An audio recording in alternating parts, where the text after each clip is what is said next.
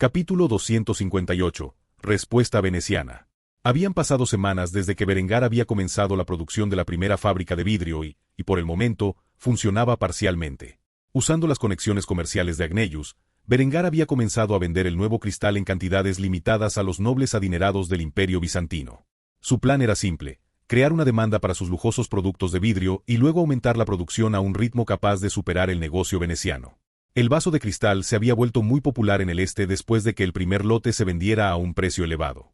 Mientras Berengar observaba el monopolio del vidrio de la República de Venecia, ellos también habían comenzado a observar sus acciones, especialmente en lo que respecta a los astilleros que se estaban construyendo en la región conocida como Istria. La construcción de 3 grandes astilleros mucho más grandes que los que poseía Venecia fue una gran preocupación para los venecianos. En respuesta a esto, el dogo veneciano se sentó en su oficina rodeado de miembros de su almirantazgo. Estos almirantes eran los más grandes de sus comandantes navales, y se habían reunido para discutir el surgimiento potencial de una gran armada austríaca y la amenaza que tal cosa representaba para Venecia. Uno de los almirantes dio un paso adelante e inmediatamente presentó un recipiente de vidrio transparente de tamaño considerable. Este vidrio absurdamente transparente fue impactante para el presidente, y lo miró con asombro mientras reflexionaba sobre el origen de tal maravilla. El Dux era un puesto similar al de presidente de los Estados Unidos de América en la vida anterior de Berengar. Él era el jefe de Estado de facto de la República de Venecia, que era un estado vasallo en esta línea de tiempo del Reino de Italia. Con la unificación de Italia en esta línea de tiempo y su monarca actual siendo el emperador del Sacro Imperio Romano Germánico, a la República de Venecia y los genoveses se les permitió cierta autonomía con respecto a cómo funcionaban sus gobiernos locales. En todo caso, estaban más cerca de los protectorados que de los vasallos. El dogo veneciano se sorprendió al ver un vidrio transparente de tan alta calidad y comenzó a cuestionar sus ojos. ¿Esto es vidrio? ¿Quién creó tal obra maestra? Sin dudarlo, el almirante respondió a la declaración del Dux con el ceño fruncido. Esos serían los austriacos. Mientras que el Dux inicialmente sonrió, su rostro inmediatamente se volvió amargo cuando escuchó esta noticia. Este cristal inmaculado era una amenaza para el dominio veneciano del mercado y, como tal, tenía que asegurarse de que sus oídos no le mintieran. ¿Me estás diciendo que ese bastardo de Berengar ha creado una cristalería tan prístina? Pretende apoderarse de nuestro monopolio en el comercio del vidrio. Los almirantes se miraron en silencio antes de que el almirante jefe colocara un documento en el escritorio del Dux con una mirada sombría antes de resumir su contenido. Eso no es todo. Hay informes de que está construyendo 3 astilleros, mucho más importantes que el nuestro. Ni siquiera podemos comprender qué tipo de naves monstruosas busca crear dentro de ellos, pero no hace falta decir que no es un augurio. Bien por nosotros. Si Berengar busca desafiar no solo nuestro monopolio en el comercio del vidrio, sino también nuestra autoridad en el mar, entonces no podemos simplemente quedarnos de brazos cruzados y permitirle construir una armada capaz de competir con nosotros. Algo se debe hacer. Después de escuchar las preocupaciones del almirante jefe, el Dux asintió con la cabeza. Sin embargo, no estaba tan preocupado como los almirantes, porque ¿cómo podría Berengar desafiar su poder? Tenían cientos de buques de guerra, algunos de ellos incluso estaban armados con cañones de bronce. A Berengar le llevaría años construir una armada capaz de desafiar a la República de Venecia, o eso creía. Como tal, estaba mucho más tranquilo que los hombres reunidos en su habitación. Entiendo sus preocupaciones.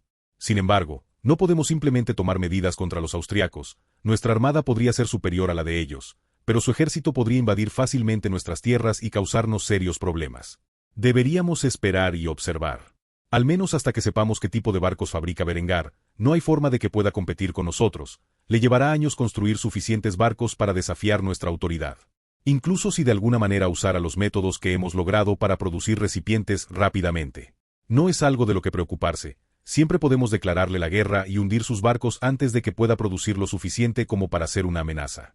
Por ahora, debemos concentrarnos en construir nuestro ejército y fortalecer nuestros lazos con el emperador. Si toda Italia se une detrás de nosotros, no hay forma de que Berengar nos derrote en una guerra. Por ahora, deberíamos sobornar a los piratas para que se apoderen del vidrio que busca vender al otro lado del Mediterráneo. Al escuchar esto, los oficiales navales reunidos tenían expresiones incómodas en sus rostros, lo que incitó al Dux a cuestionar sus miradas. ¿Qué es? Hay algo que me estoy perdiendo. Uno de los almirantes que se cuadraba inmediatamente presentó su informe. Parece que Berengar actualmente está intercambiando la poca cristalería que ha producido hasta ahora con los bizantinos, utilizando sus barcos mercantes. Si se revelara que estábamos patrocinando piratas para robar barcos bizantinos, podría iniciar un conflicto con el imperio hasta el final. Cuando el dogo de Venecia escuchó esto, su expresión se hundió. Incluso si fuera una pequeña posibilidad, no podían arriesgarse a una guerra con los bizantinos. Después de todo, ese era uno de sus socios comerciales más importantes. Como tal, no sabía cómo manejar el escenario al que se enfrentaba.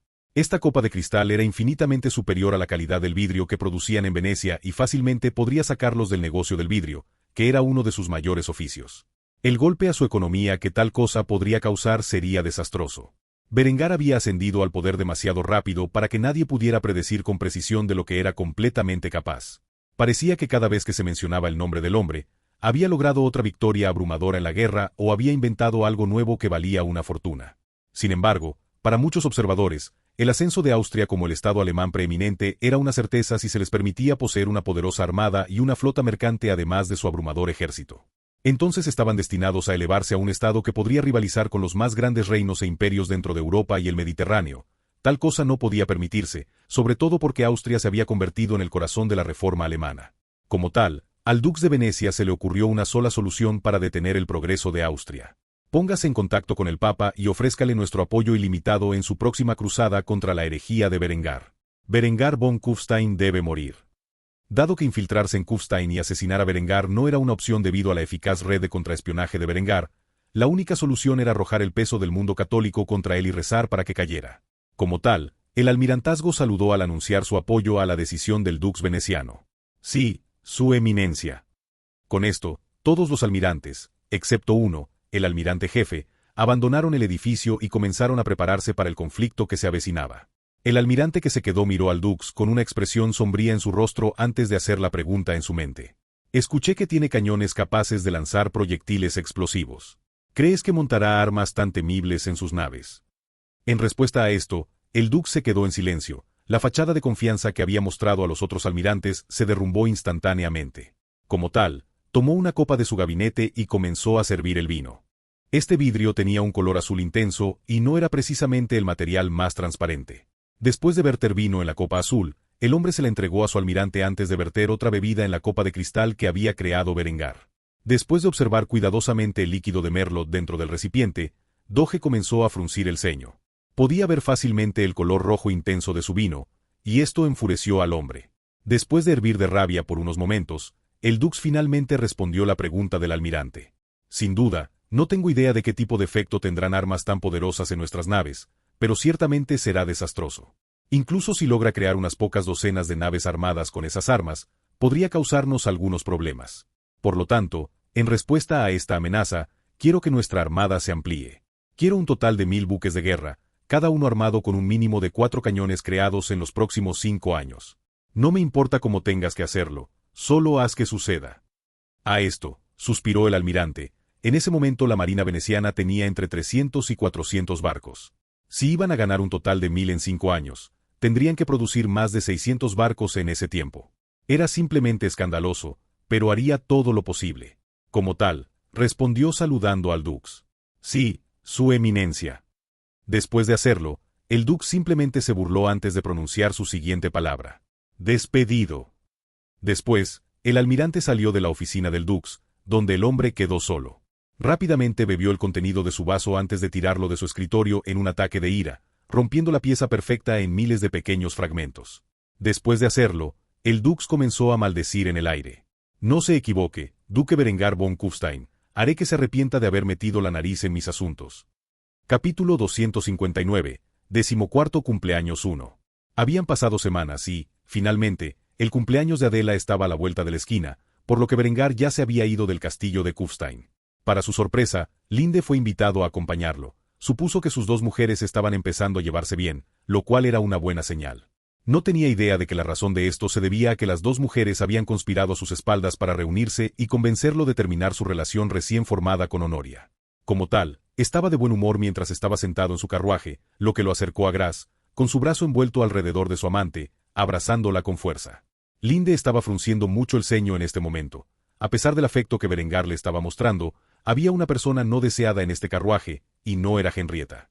Aunque la niña también estaba presente, la persona que había arruinado tan completamente el ambiente no era otra que Honoria.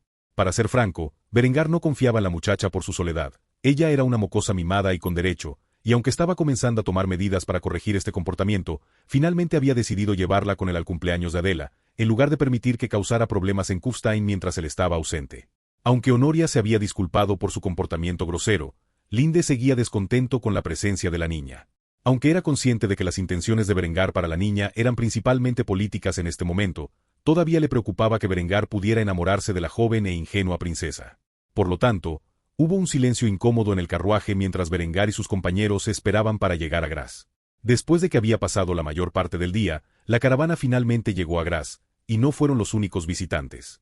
El conde Otto ocupaba una posición estimada en el gobierno de Berengar, estaba en el consejo del duque y, como conde, era el gobernador de facto de Steiermark. Esto fue gracias a su hija, Adela, quien era la prometida de Berengar. Sin embargo, Otto se había hecho un nombre en la campaña de Berengar contra la ocupación bávara y, como tal, los otros condes lo tenían en alta estima. Cuando Berengar y su carruaje entraron en el patio del castillo, fueron recibidos por el conde Otto y su familia. Berengar fue el primero en bajarse del carruaje, seguido de Linde, luego Henrietta y finalmente Honoria.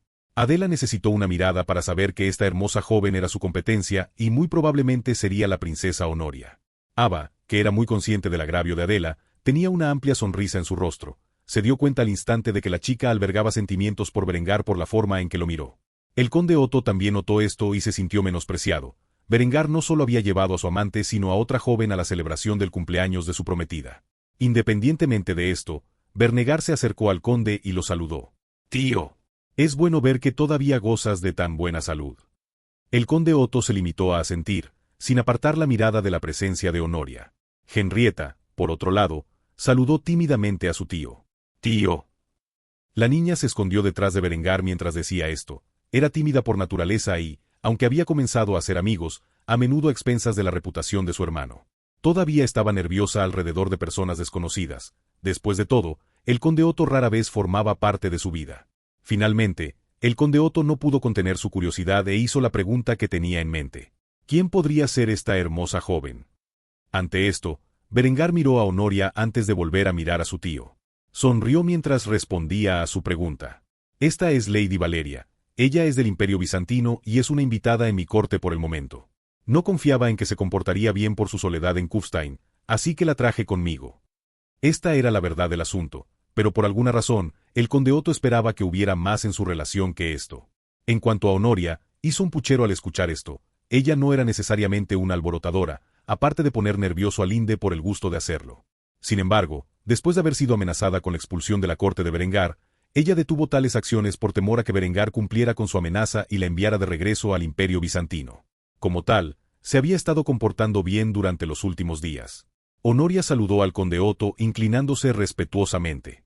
«Le agradezco su hospitalidad, conde Otto». A esto, Otto simplemente asintió antes de volver a centrar su atención en Berengar. «Bienvenida a mi casa, su gracia. Confío en que la celebración del cumpleaños de mi hija sea de su agrado». Berengar asintió al oír esto y siguió al conde Otto y su familia al interior. Mientras lo hacía, se acercó a su pequeña prometida y la tomó de la mano. Sin embargo, ante esto, ella simplemente se lo arrancó de las manos e hizo un puchero. Ella ya estaba disgustada porque a Berengar le había gustado otra chica, pero él tuvo el descaro de llevarla a la celebración de su cumpleaños. Ante esto, Adela se sintió insultada. Al ver que su prometida estaba molesta, Berengar suspiró profundamente antes de expresar los pensamientos que tenía en mente. «Te ves hermosa, Adela. Ha pasado un tiempo desde la última vez que nos vimos. ¿Me extrañaste?» Adela hizo un puchero en silencio, sin molestarse en hablar con Berengar. Después de ver tanto a Linde como a Honoria aferradas a su prometido, Adela se había vuelto bastante consciente de sí misma. No solo en lo que respecta a su posición en la vida de Berengar, sino también en términos de su apariencia. Aunque todavía estaba creciendo, sentía que su encanto no coincidía con el de una princesa exótica de Oriente como Honoria, ni con el atractivo sexual de una belleza rolliza como Linde. Como tal, ella simplemente se enfurruñó por el momento. Eventualmente, Berengar fue conducido a sus aposentos, donde separaron a Linde y le dieron su habitación. Sería una falta de respeto para el conde Otto y su hija que Berengar tuviera relaciones carnales con su amante bajo su techo. Después de un tiempo, Linde se reagrupó con Adela y abrazó a la niña antes de meterla en su busto, casi asfixiando a la niña en el proceso mientras acariciaba el cabello dorado de Adela. «Oh, dulce Adela, entiendo cómo te sientes. Si necesitas llorar, déjalo salir. Estoy aquí para ti». Se había formado una alianza improbable entre Linde y Adela, que por lo general estaban en la garganta del otro. Por el momento, estaban unidos contra Honoria en ese trío incómodo que se había formado en torno al hombre que amaban. Como mujeres, naturalmente necesitaban consuelo cuando estaban molestas. Así se lo proporcionaron unos a otros. Adela comenzó a romper en llanto mientras intentaba liberarse del gran busto de Linde y sollozaba fuertemente mientras expresaba sus pensamientos. No esperaba que trajera a la chica aquí. Tengo tanta envidia. Ante esto, Linde suspiró mientras trataba de consolar a Adela. Berengar no ama a la chica, al menos no todavía. La ve como una herramienta política para usar contra aquellos a los que considera sus enemigos. Por alguna razón, confía en que luchará contra Francia en el futuro y quiere hacer todo lo que esté a su alcance para romper la alianza entre ellos y el Imperio bizantino. Además, ahora más que nunca, necesita un aliado poderoso, y como tal, probablemente promulgue la poligamia para casarnos a los tres. A pesar de esto, él quiere convertirte en emperatriz, así que eso debería mostrarte cuánto se preocupa por ti y tu posición como la primera entre sus futuras esposas. Al escuchar esto, Adela comenzó a secarse las lágrimas de los ojos mientras sollozaba lentamente. Después de calmarse, cuestionó la legitimidad de lo que Linde acababa de decir. En realidad, Adela no sabía cómo sentirse al respecto. Sus preocupaciones sobre su lugar como la esposa arrebatada se habían hecho realidad, en el sentido de que Berengar tenía la intención de convertirse en un monarca polígamo, pero aún ocupaba el cargo de su emperatriz y primera esposa. Lo que significaba que Berengar todavía sentía algo por ella. Linde asintió con la cabeza y sonrió mientras acariciaba el cabello de Adela. A esto, Adela respondió con una sonrisa amarga cuando se dio cuenta de repente. No hay forma de convencerlo de lo contrario, ¿verdad? Al escuchar esto, la sonrisa de Linde también se volvió amarga mientras negaba con la cabeza. Aunque los dos habían conspirado inicialmente para poner fin a la incipiente relación de Berengar con Honoria, Linde se dio cuenta durante el tiempo transcurrido desde entonces de que Berengar no se dejaría disuadir porque sabía que ni Linde ni Adela estaban dispuestas a dejarlo por un tema así. Así, en lugar de convencer a Berengar de lo contrario, Linde decidió convencer a Adela de que simplemente no valía la pena el esfuerzo y que Berengar todavía la consideraba la primera entre sus mujeres. Después de todo, Linde había obtenido lo que quería con todo esto. Algún día sería la esposa oficial de Berengar, y eso era suficiente para ella. Al ver la mirada en el rostro de Linde, Adela suspiró antes de soltarse del agarre de Linde y expresó su aceptación de la situación en la que se encontraba. Bien, lo acepto, pero eso no significa que no lucharé por su cariño. Capítulo 260. 14º cumpleaños 2. Mientras Linde y Adela se consolaban mutuamente, Berengar se preparaba para la próxima celebración. El regalo que le había hecho Adela era un semental árabe blanco, era bastante costoso de obtener, pero valía la pena el precio. Mientras se aseguraba de que el regalo estuviera listo para su nuevo amo, Honoria jugaba con Heraclio, a quien había traído para el viaje. La poderosa águila voló fuera del patio donde jugaba Honoria, esperando que comenzara la celebración. Como tal, el día pasó antes de que los invitados se reunieran por completo y la noche comenzara a caer sobre la ciudad de Graz. Al hacerlo, los diversos nobles de Austria se reunieron para la celebración del cumpleaños de la futura duquesa de Austria. Berengar estaba flanqueado por todos lados por tres hermosas mujeres mientras permanecía en el centro de atención. Adela estaba agarrada al brazo derecho de Berengar, mientras que Linde agarraba el izquierdo entre su poderoso pecho. Honoria estaba detrás de él, colgada de su hombro. Las tres chicas estaban muy intoxicadas por las bebidas que se ofrecieron en la fiesta y, como tales, lucharon abiertamente por la atención de Berengar. Aunque muchos de los hombres envidiaban a Berengar por el amor de tres hermosas jóvenes, a él le costaba mucho mantener la compostura. Las tres chicas comenzaron a pelear entre ellas por su afecto en el momento en que el alcohol había entrado en su torrente sanguíneo, por lo que estaba haciendo todo lo posible para no castigarlas por su comportamiento rebelde. Adela puso cara de muñeca cuando empezó a apoyar la cabeza en el pecho de Berengar. Su rostro estaba enrojecido por el vino que había bebido, y comenzó a hablar lentamente. Berengar, no puedo esperar a nuestra boda. Ante esto, Berengar acarició el sedoso cabello dorado de la niña antes de asentir con la cabeza en silencio. Sentía que si alguna palabra escapaba de sus labios, no mantendría la fachada tranquila que había creado. Estas tres chicas se aferraban a él como gatos a la hierba gatera, y él ni siquiera podía beber su incomodidad. El conde Otto simplemente se rió mientras bebía con su esposa Wanda. Aunque inicialmente no estaba seguro acerca del pequeño harén de Berengar, ahora sintió una gran alegría al ver el disgusto del joven duque. Era innegable que no estaba contento con la forma en que las chicas se estaban comportando. Como tal, Otto simplemente suspiró antes de dirigirse a la curiosa vista. Bueno, todo lo que puedo decir es que su gracia se lo buscó. No debería haber sido tan codicioso. A esto, Wanda sonrió. Ver a su esposo de tan buen humor por el incómodo escenario que se estaba mostrando era una buena señal.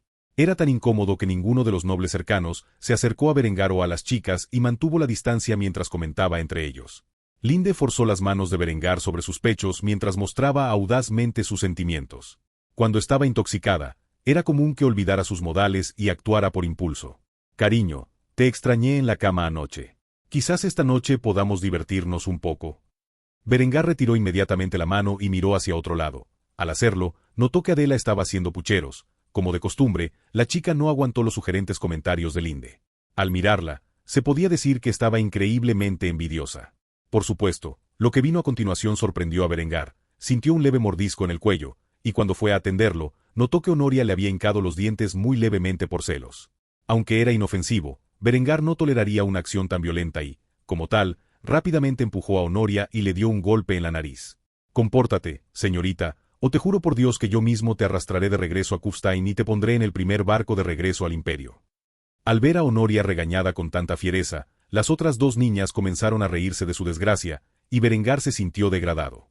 Aunque no estaba en lo más mínimo avergonzado, desde entonces se había acostumbrado a reuniones sociales tan grandes y estaba acostumbrado a la forma en que la gente lo miraba. Honoria, por supuesto, comenzó a hacer pucheros, y su adorable rostro hizo que muchos jóvenes en la audiencia apretaran los puños con envidia. Las tres mujeres más hermosas de la habitación se aferraban a un hombre, mostrando abiertamente su afecto por él. Era suficiente para volver loco a cualquier hombre cuerdo, pero Berengar reaccionó con calma antes de decidir que ya estaba harto de las chicas y sus acciones. Así hizo sonar su vaso antes de hacer un anuncio. «Tengo un anuncio que hacer, aunque quería que fuera más tarde en la noche. Pensé que ahora es un buen momento como cualquier otro.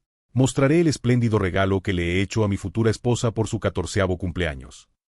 Después de decir esto, los sirvientes abandonaron la habitación antes de regresar poco después mientras conducían un sólido semental árabe blanco por las riendas. Su silla de montar estaba hecha del más fino cuero negro y la manta de la más fina seda. Los componentes metálicos estaban hechos de oro y contrastaba perfectamente con el pelaje blanco de la poderosa bestia. Al ver esto, Adela casi pierde el control del vaso de cristal que Berengar le proporcionó en su mano. Sin embargo, mantuvo un agarre firme y simplemente se cubrió la boca abierta con la mano libre. Después de hacerlo, corrió hacia el caballo y comenzó a acariciarlo mientras miraba fijamente sus ojos oscuros. En el momento en que el jinete y el caballo se miraron a los ojos, supieron que el destino los había unido. Así, Adela abrazó al caballo antes de decidirse por un nombre para él. «Te llamaré Siegfried, por el cazador de dragones». Al oír esto, Berengar sonrió. Adela parecía tener una convención de nombre similar a la de él.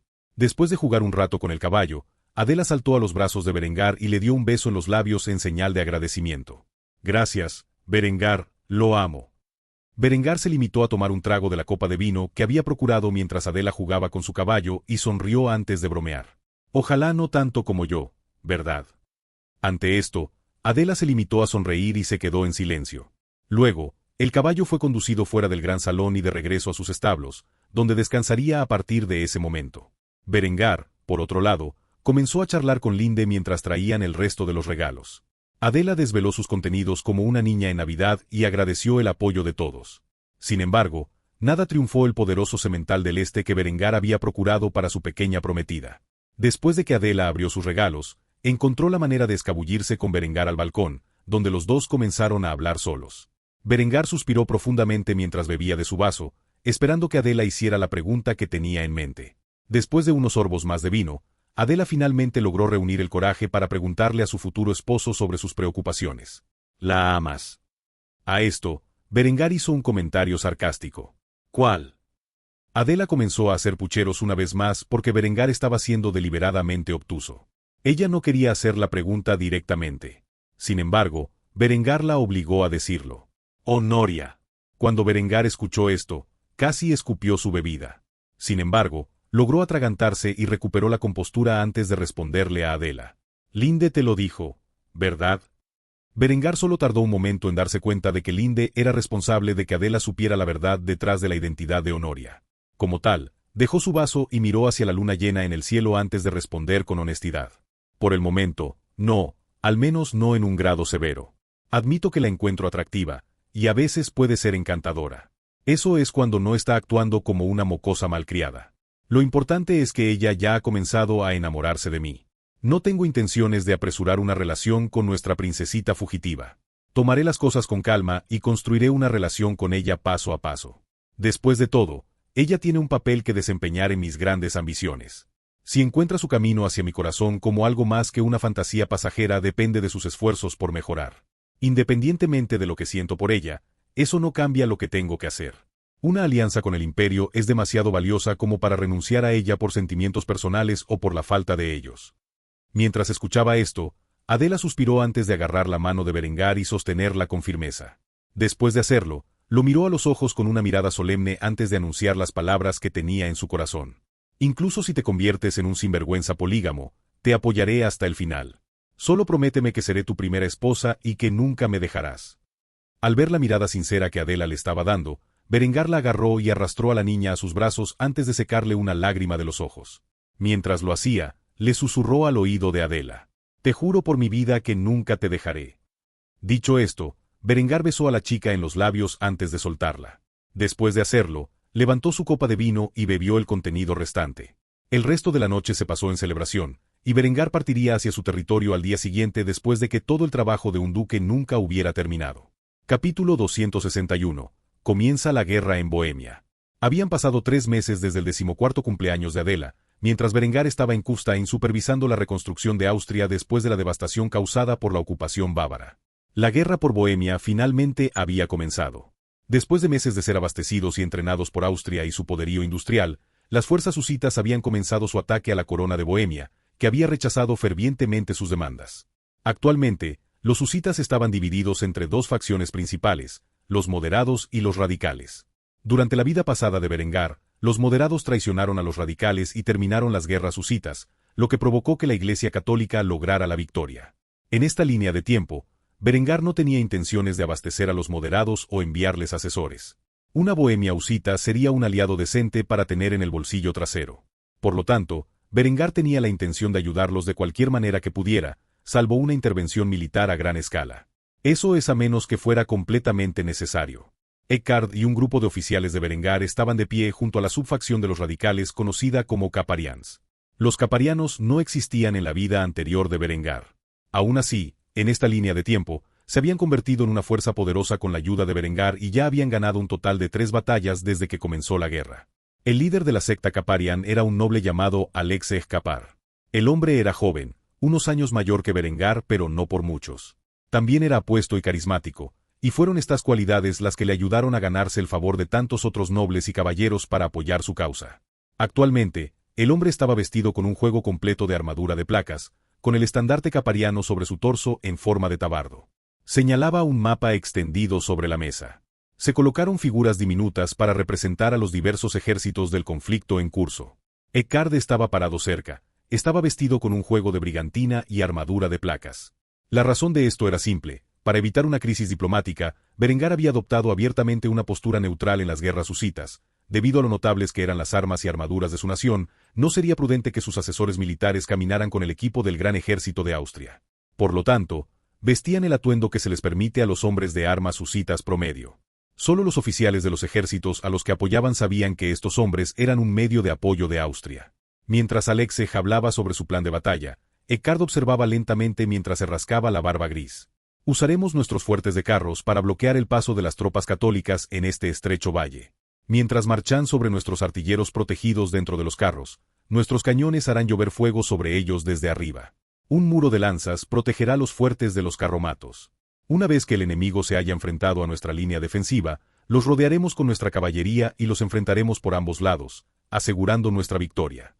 Aunque los husitas habían salido victoriosos hasta el momento, la realidad era que Berengar tenía toda la intención de que esta guerra durara años.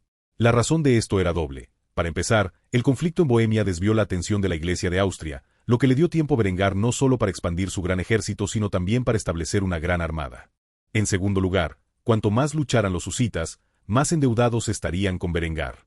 Cuando finalmente terminó la guerra, Berengar quería que los husitas estuvieran tan endeudados con el que se verían obligados a ceder los Sudetes a Austria como pago.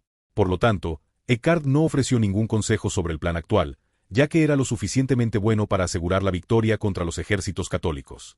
En cambio, simplemente observó el mapa de Bohemia, que se había dividido en territorios controlados por los husitas y regiones ocupadas por los católicos. Los Sudetes estaban bajo control husita. La razón de esto era bastante simple. Estas tierras eran predominantemente alemanas en cuanto a antecedentes lingüísticos, étnicos y culturales. Debido a que estaban tan cerca de Austria y eran alemanes, habían sido influenciados por la reforma alemana que habían iniciado Berengar y Ludolf. Por lo tanto, cuando estalló la guerra, inmediatamente dieron su apoyo a las facciones husitas, ya que los husitas eran en muchos aspectos similares a las enseñanzas de la reforma alemana. En cuanto al resto de las tierras de Bohemia, todavía estaban en gran parte bajo el control de la corona de Bohemia y sus seguidores católicos. Al darse cuenta de que Ludolf estaba observando el mapa en silencio, Alexej expresó rápidamente sus preocupaciones al mariscal de campo austríaco. Mariscal von Eichstätt, ¿qué opina de la estrategia tal como se ha presentado? A esto, Eckhard miró a los varios caballeros y nobles husitas que se habían reunido y asintió con la cabeza. Debería funcionar bien. No tengo nada que agregar en este momento. Aunque Eckhard y sus oficiales habían ayudado en el entrenamiento, las tácticas y la estrategia, últimamente habían asumido un papel más secundario y habían permitido que los husitas procedieran por su cuenta. Alexej pensó que significaba que pronto ya no serían necesarios. No tenía forma de saber que era parte del plan de Berengar para extender el conflicto. Como tal, el joven comandante sonrió y asintió con la cabeza. Escuchar la aprobación del plan por parte de Eckhard le produjo una gran alegría. Si se nombraba a Eckhard como el comandante supremo de las fuerzas de Berengar, entonces Alexej creía que debía ser un hombre capaz y, por lo tanto, valoraba mucho la opinión del hombre. Después de observar el mapa por un tiempo, Eckhard finalmente vio un área que los husitas probablemente perderían, y como tal, caminó hacia el mapa y señaló con el dedo la ubicación. Si se permite que el enemigo se mueva sin control en esta región, conquistará las tierras en poder de los taboritas. Es necesario enviar refuerzos para asegurar la región. Sugiero enviar un contingente de 2.500 hombres para ayudar a nuestros aliados. Al escuchar esto, Alexej asintió con la cabeza en acuerdo. Perder terreno en esta etapa de la guerra sería perjudicial para la causa. Movió dos figuras que representaban 2.500 hombres a la región que Eckhard había señalado. Esto dejó un número finito de hombres que los caparianos podían desplegar para ganar la batalla que se avecinaba, pero incluso entonces, el comandante confiaba en su capacidad para lograr la victoria. Como tal, Alexej pidió la opinión de los hombres reunidos en su reunión de estrategia. ¿Alguien más tiene alguna sugerencia? Después de varios momentos de silencio, Alexej suspiró antes de dar su orden. Despedido. Con eso, todos comenzaron a salir de la tienda de mando. Cuando Eckhard partió, Alexej lo llamó. Si no le importa, alguacil, me gustaría hablar con usted en privado. Al escuchar esto, Eckhard se detuvo en seco antes de darse la vuelta y mirar al joven comandante con una expresión severa en los labios. Después de mirar al comandante por unos momentos, hizo la pregunta que tenía en mente. ¿En qué puedo ayudarlo, comandante? Alexej sirvió 2 cálices de vino antes de responder. Le entregó uno de ellos a Eckhard antes de tomar un sorbo de su copa. ¿Podría transmitir mi solicitud de más apoyo material de su gracia, el duque Berengar von Kufstein? Si queremos ganar esta guerra, necesitaremos más cañones de mano y armaduras de las que hay actualmente. Al escuchar esto, Eckhard sonrió levemente antes de asentir con la cabeza. Por supuesto, estoy seguro de que su gracia no tendrá problemas para transportar más suministros a las tierras de Caparian. Le enviaré una carta a toda prisa. ¿Hay algo más en lo que pueda ayudarlo? Alexej bebió una vez más de su cáliz antes de responder a la pregunta de Eckhard. Una opinión estaría bien. Al escuchar esto, Eckhard decidió participar del vino y tomó un pequeño sorbo antes de responder. ¿Sobre qué exactamente? Una mirada solemne llenó los ojos de Alexej mientras hablaba de los pensamientos en su mente. ¿Cuáles son nuestras posibilidades de ganar esta guerra? Eckhard reflexionó unos momentos antes de expresar su opinión al respecto. Con el apoyo de Grace Berengar, el 75% probablemente será un conflicto largo y brutal. Sin ese respaldo, sus probabilidades son significativamente más bajas. Si es necesario, es probable que Berengar intervenga en la guerra con su propio ejército. Estableciendo un estado amigo en esta frontera oriental es fundamental para la estabilidad a largo plazo. Sin embargo, solo lo haría si tú y tus aliados caéis en un estado de colapso total. Así que no contaría con el apoyo militar abierto en el corto plazo. Puede estar tranquilo sabiendo que es muy probable que gane esta guerra con la ayuda de nuestros asesores y los suministros que le brindamos. Mi consejo es tener paciencia. Las guerras no se ganan de la noche a la mañana. Alexej reflexionó sobre esto de manera significativa y finalmente decidió que necesitaría más tiempo para considerar su futuro. Así despidió a Eckhard con una sola declaración. Te agradezco tu consejo, puedes irte ahora. Después de escuchar eso, Eckhard saludó al hombre antes de salir de su tienda. Todavía tenía muchas cosas que hacer, y la solicitud de Austria de más apoyo estaba en la parte superior de su lista. Como tal, escribió una carta a Berengar en nombre de los caparianos pidiendo ayuda material adicional. Esta sería solo una de las muchas veces que los husitas vinieron a rogar a Berengar por más apoyo en su guerra. Con cada envío de armas que Berengar les dio, se endeudarían con Austria y al hacerlo, caerían aún más en la trampa de Berengar. Capítulo 262. Batalla en la frontera este. Habían pasado meses y mientras las guerras se libraban en Bohemia y el norte de África, Europa del Este estaba lejos de ser pacífica. Al ver que la Rus y la Horda Dorada habían comenzado a invadir el estado teutónico, la mancomunidad polaco-lituana decidió vengar su pérdida en Grunwald y se unió a la refriega.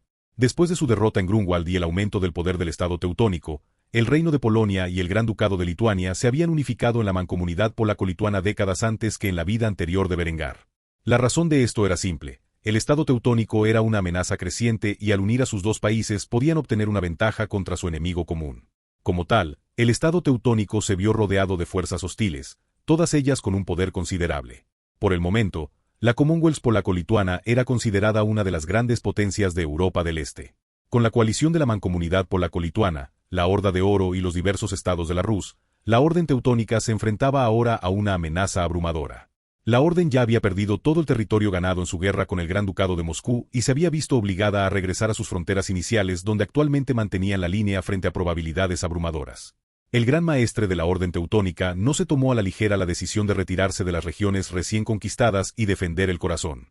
Sabía que sus fuerzas no podrían mantener el control de las tierras que habían ganado previamente y por lo tanto, optó por hacer una retirada estratégica. Esperaba pedir la paz con las otras potencias renunciando a sus ganancias en la guerra anterior.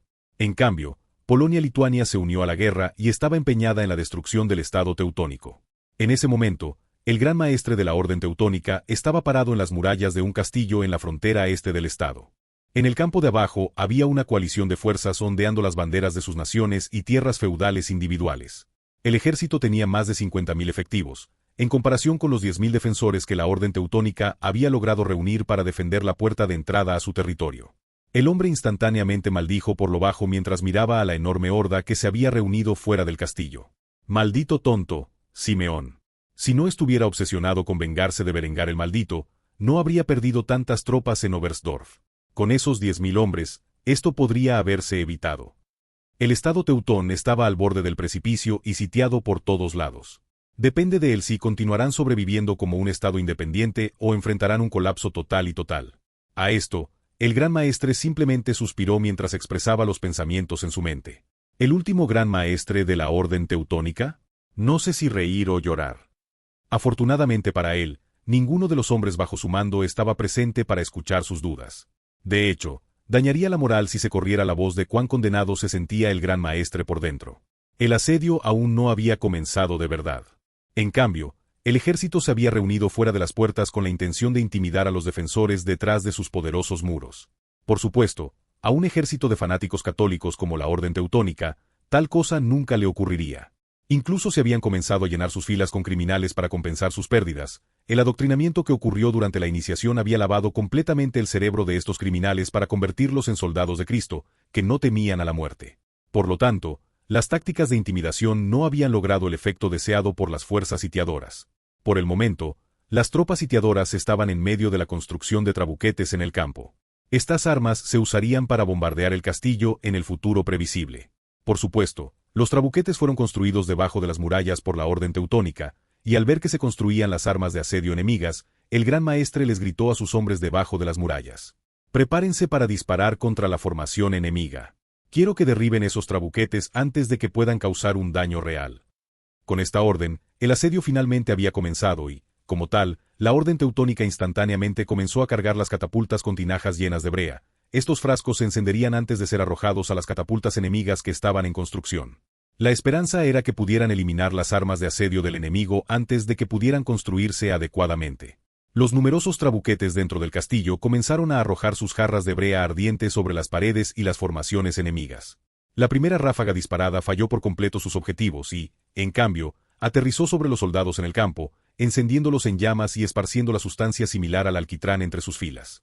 Con esto, el Gran Maestre bajó la visera de su casco y ordenó a los arqueros que dispararan sobre la infantería enemiga. «Toc. Dibuja. Suelta». Con estas órdenes, una descarga de miles de flechas comenzó a llenar el cielo y a llover sobre los oponentes de abajo, bloqueando el sol mientras lo hacía, al menos hasta cierto punto. A pesar de esto, los atacantes no cambiaron de posición. la mayoría levantó sus escudos y otros fueron afectados directamente por la andanada. Flechas y pernos se abrieron paso en los cuerpos de docenas de hombres. Algunos de ellos murieron en el acto, otros cayeron lentamente al suelo y comenzaron a desangrarse. Muchos no se vieron afectados por completo, ya que su armadura había bloqueado los proyectiles para que no lograran sus objetivos. Cuando se lanzaron flechas y virotes sobre las fuerzas de la coalición que se encontraban debajo, los atacantes devolvieron el fuego contra los soldados de la Orden Teutónica y soltaron sus flechas sobre los hombres estacionados en las murallas. Era significativamente más difícil acertar a un arquero escondido detrás de una almena que lanzar flechas sobre los oponentes que estaban en el campo. Como tal, los defensores estaban protegidos principalmente por los poderosos muros del castillo mientras continuaban cosechando las vidas de las fuerzas enemigas con su fuego de descarga. Mientras las flechas caían sobre los atacantes, la Orden Teutónica había terminado de recargar las catapultas y lanzó otra andanada a sus objetivos. Esta vez, uno de los frascos de brea había aterrizado en su objetivo, y su llama instantáneamente comenzó a engullir la catapulta enemiga, que estaba a punto de completarse. Lento pero seguro, la brea ardiente comenzó a convertir el dispositivo de asedio de madera en cenizas. Los ingenieros cercanos que tuvieron la mala suerte de quedar cubiertos por la sustancia similar al alquitrán en llamas gritaron de dolor cuando las llamas envolvieron sus cuerpos. A pesar de esto, nadie se movió para ayudarlos, y pronto cayeron y murieron. Bajo el fuego de proyectiles de la Orden Teutónica, el general de la Horda de Oro dio su orden desde lo alto de su caballo. «Levantad las escaleras». Con eso, hombres de todas las naciones de la coalición comenzaron a correr hacia el muro mientras cargaban escaleras con ellos. La intención era escalar los muros y luchar contra los defensores en lo alto de las murallas. Mientras estas escaleras se colocaban en posición, el comandante polaco-lituano dio su decreto. «Suelta el ariete». Al escuchar esto, las fuerzas polaco-lituanas en la vanguardia inmediatamente comenzaron a empujar el ariete en formación. El ariete tenía ruedas y estaba cubierto con fortificaciones para protegerlo contra el fuego de misiles. La infantería fuertemente blindada utilizada para empujar el dispositivo estaba relativamente a salvo de las acciones del defensor. Sin embargo, cuando el ariete finalmente se colocó en posición, los defensores inmediatamente soltaron un caldero de brea ardiente sobre el enemigo que estaba debajo. Aunque los hombres que manejaban el ariete estaban directamente protegidos de la sustancia, lentamente comenzó a carcomer su cubierta. Eventualmente, los soldados de la coalición quedaron sin protección contra el fuego de los misiles. Más importante aún, la siguiente ola de brea ardiente los dejó asados vivos en su armadura mientras la sustancia viscosa inflamada los cubría. Cuando el gran maestre teutónico vio cómo el ariete enemigo estaba siendo destruido, sonrió debajo de su visor y le gritó al enemigo, que no podía escucharlo ni entenderlo. «Enemigos de Dios. Juro por los cielos que romperéis vuestro ejército tomando este castillo. Aunque pueda morir, entraré al reino de los cielos sonriendo sabiendo que el estado teutónico sobrevive». Cuando los defensores escucharon estas palabras de su gran maestre, fueron superados por el celo y rugieron el grito de batalla de todos los cruzados en el aire mientras luchaban por su propia supervivencia. «Dios lo quiere». El canto de los cruzados mientras defendían desesperadamente su castillo en la frontera oriental resonaba en el aire mientras las fuerzas de la coalición intentaban romper las defensas de la Orden Teutónica. Al hacerlo, las fuerzas enemigas entendieron completamente la determinación del enemigo al que se enfrentaban y sabían muy bien que esta guerra sería larga y sangrienta. Este fue simplemente el primer día del asedio en la frontera este, y duraría muchos más. Los valientes soldados alemanes de Cristo se aferraron a su territorio, luchando y muriendo por su fe contra un ejército que consideraban paganos. Los resultados de esta batalla no serían conocidos por el mundo en general durante algún tiempo. En última instancia, la Orden Teutónica sería derrotada y su gran maestro moriría en la batalla. La pérdida que sufrió la Orden Teutónica en la frontera este abriría las puertas de la inundación para que la coalición invadiera sus tierras. Dentro de un año, el Estado teutónico se encontraría en ruinas, aferrándose a duras penas a la poca tierra que les quedaba. Capítulo 263. Solicitando artillería. Habían pasado meses desde que la Orden Teutónica comenzó su batalla en la frontera oriental. En el otro lado del mundo, en Egipto, Erisas había hecho retroceder a los mamelucos a Alejandría, y apoderarse de la ciudad de Alejandría tenía una importancia cultural significativa para el Imperio bizantino. Después de perderlo, el emperador había enviado personalmente a su excelentísimo general para recuperarlo. El resto del territorio tendría que seguir la reconquista de la antigua ciudad. Erisas y su ejército estaban actualmente atrapados fuera de la ciudad de Alejandría. El asedio había durado 2 semanas y Erisas comenzaba a impacientarse. Lo que necesitaba era artillería superior. Sin embargo, estaba armado con unos pequeños cañones de bronce. Debido a esto, no pudo bombardear regularmente la ciudad. En cambio, tuvo que mantener estos cañones por temor a que pudieran romperse por sobrecarga. Debido a esto, el asedio iba mucho más lento de lo normal. Después de su primera batalla con mamluques erizas, se dio cuenta de la necesidad de artillería de campaña. Después de todo, las fuerzas de Berengar habían tenido un gran éxito gracias a esto.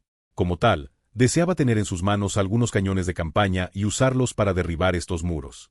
Desde la primera batalla para recuperar Egipto después de siglos de estar en manos de otros imperios, Erizas había enviado un mensaje a Andrónico, que vivía en Constantinopla, ordenándole que viajara a Kufstein y negociara con Berengar la compra de cañones. Hoy, Andronicos finalmente llegó a Kufstein, y mientras Berengar estaba desayunando con su familia e invitados, un sirviente se le acercó y le susurró al oído. Después de hacerlo, el hombre dejó sus cubiertos y se limpió la boca con la servilleta. Después, se levantó de la mesa abruptamente y alertó a Linde y Honoria de la presencia del enviado bizantino. Parece que Andronicos está aquí para hablar de negocios. Lady Valeria, no quiero que se produzca ninguna confusión por su presencia, así que humildemente le pido que se aísle en su habitación por el momento. Honoria entendió rápidamente la intención de Berengar, había comenzado a sospechar que Berengar conocía su identidad, y como tal, asintió y sonrió antes de irse. Por supuesto, lo que sea por usted, su excelencia. Con esto, Honoria huyó a sus aposentos y se escondió del enviado bizantino, aunque no sabía quién era Andronicos, ya que nunca había entrado en contacto con los subordinados de Erizas. Era consciente de las dificultades si el enviado del imperio se enteraba de que se escondía en Kufstein bajo una identidad falsa. Después de que Honoria desapareció sin dejar rastro, Berengar ordenó a uno de sus sirvientes que se llevara su plato y limpiara la mesa. Deshazte de los platos de Valeria y haz que parezca que nunca estuvo aquí, y rápido. Al escuchar esto, los sirvientes inmediatamente tomaron el lugar de Honoria mientras Berengar entraba al gran comedor, donde el hombre llamado Andrónico esperaba pacientemente. En cuanto a Linde, se quedó en el comedor con Henrietta y continuó con su comida. En el momento en que Berengar vio al hombre, abrió los brazos y se acercó al hombre dándole un abrazo amistoso. Andronicos, amigo mío, ha pasado algún tiempo desde la última vez que te vi. Dime, ¿qué es tan importante que debes viajar hasta Kufstein? Andronicos aceptó el abrazo amistoso antes de que los dos hombres se distanciaran el uno del otro. Después de hacerlo, informó a Berengar del motivo de su visita. Amigo mío, la última vez que nos vimos, era simplemente un conde, ahora eres un poderoso duque. Estoy realmente impresionado con tu crecimiento. En cuanto a por qué estoy aquí, la razón es estrictamente comercial. Estrategos desea para negociar la compra de artillería.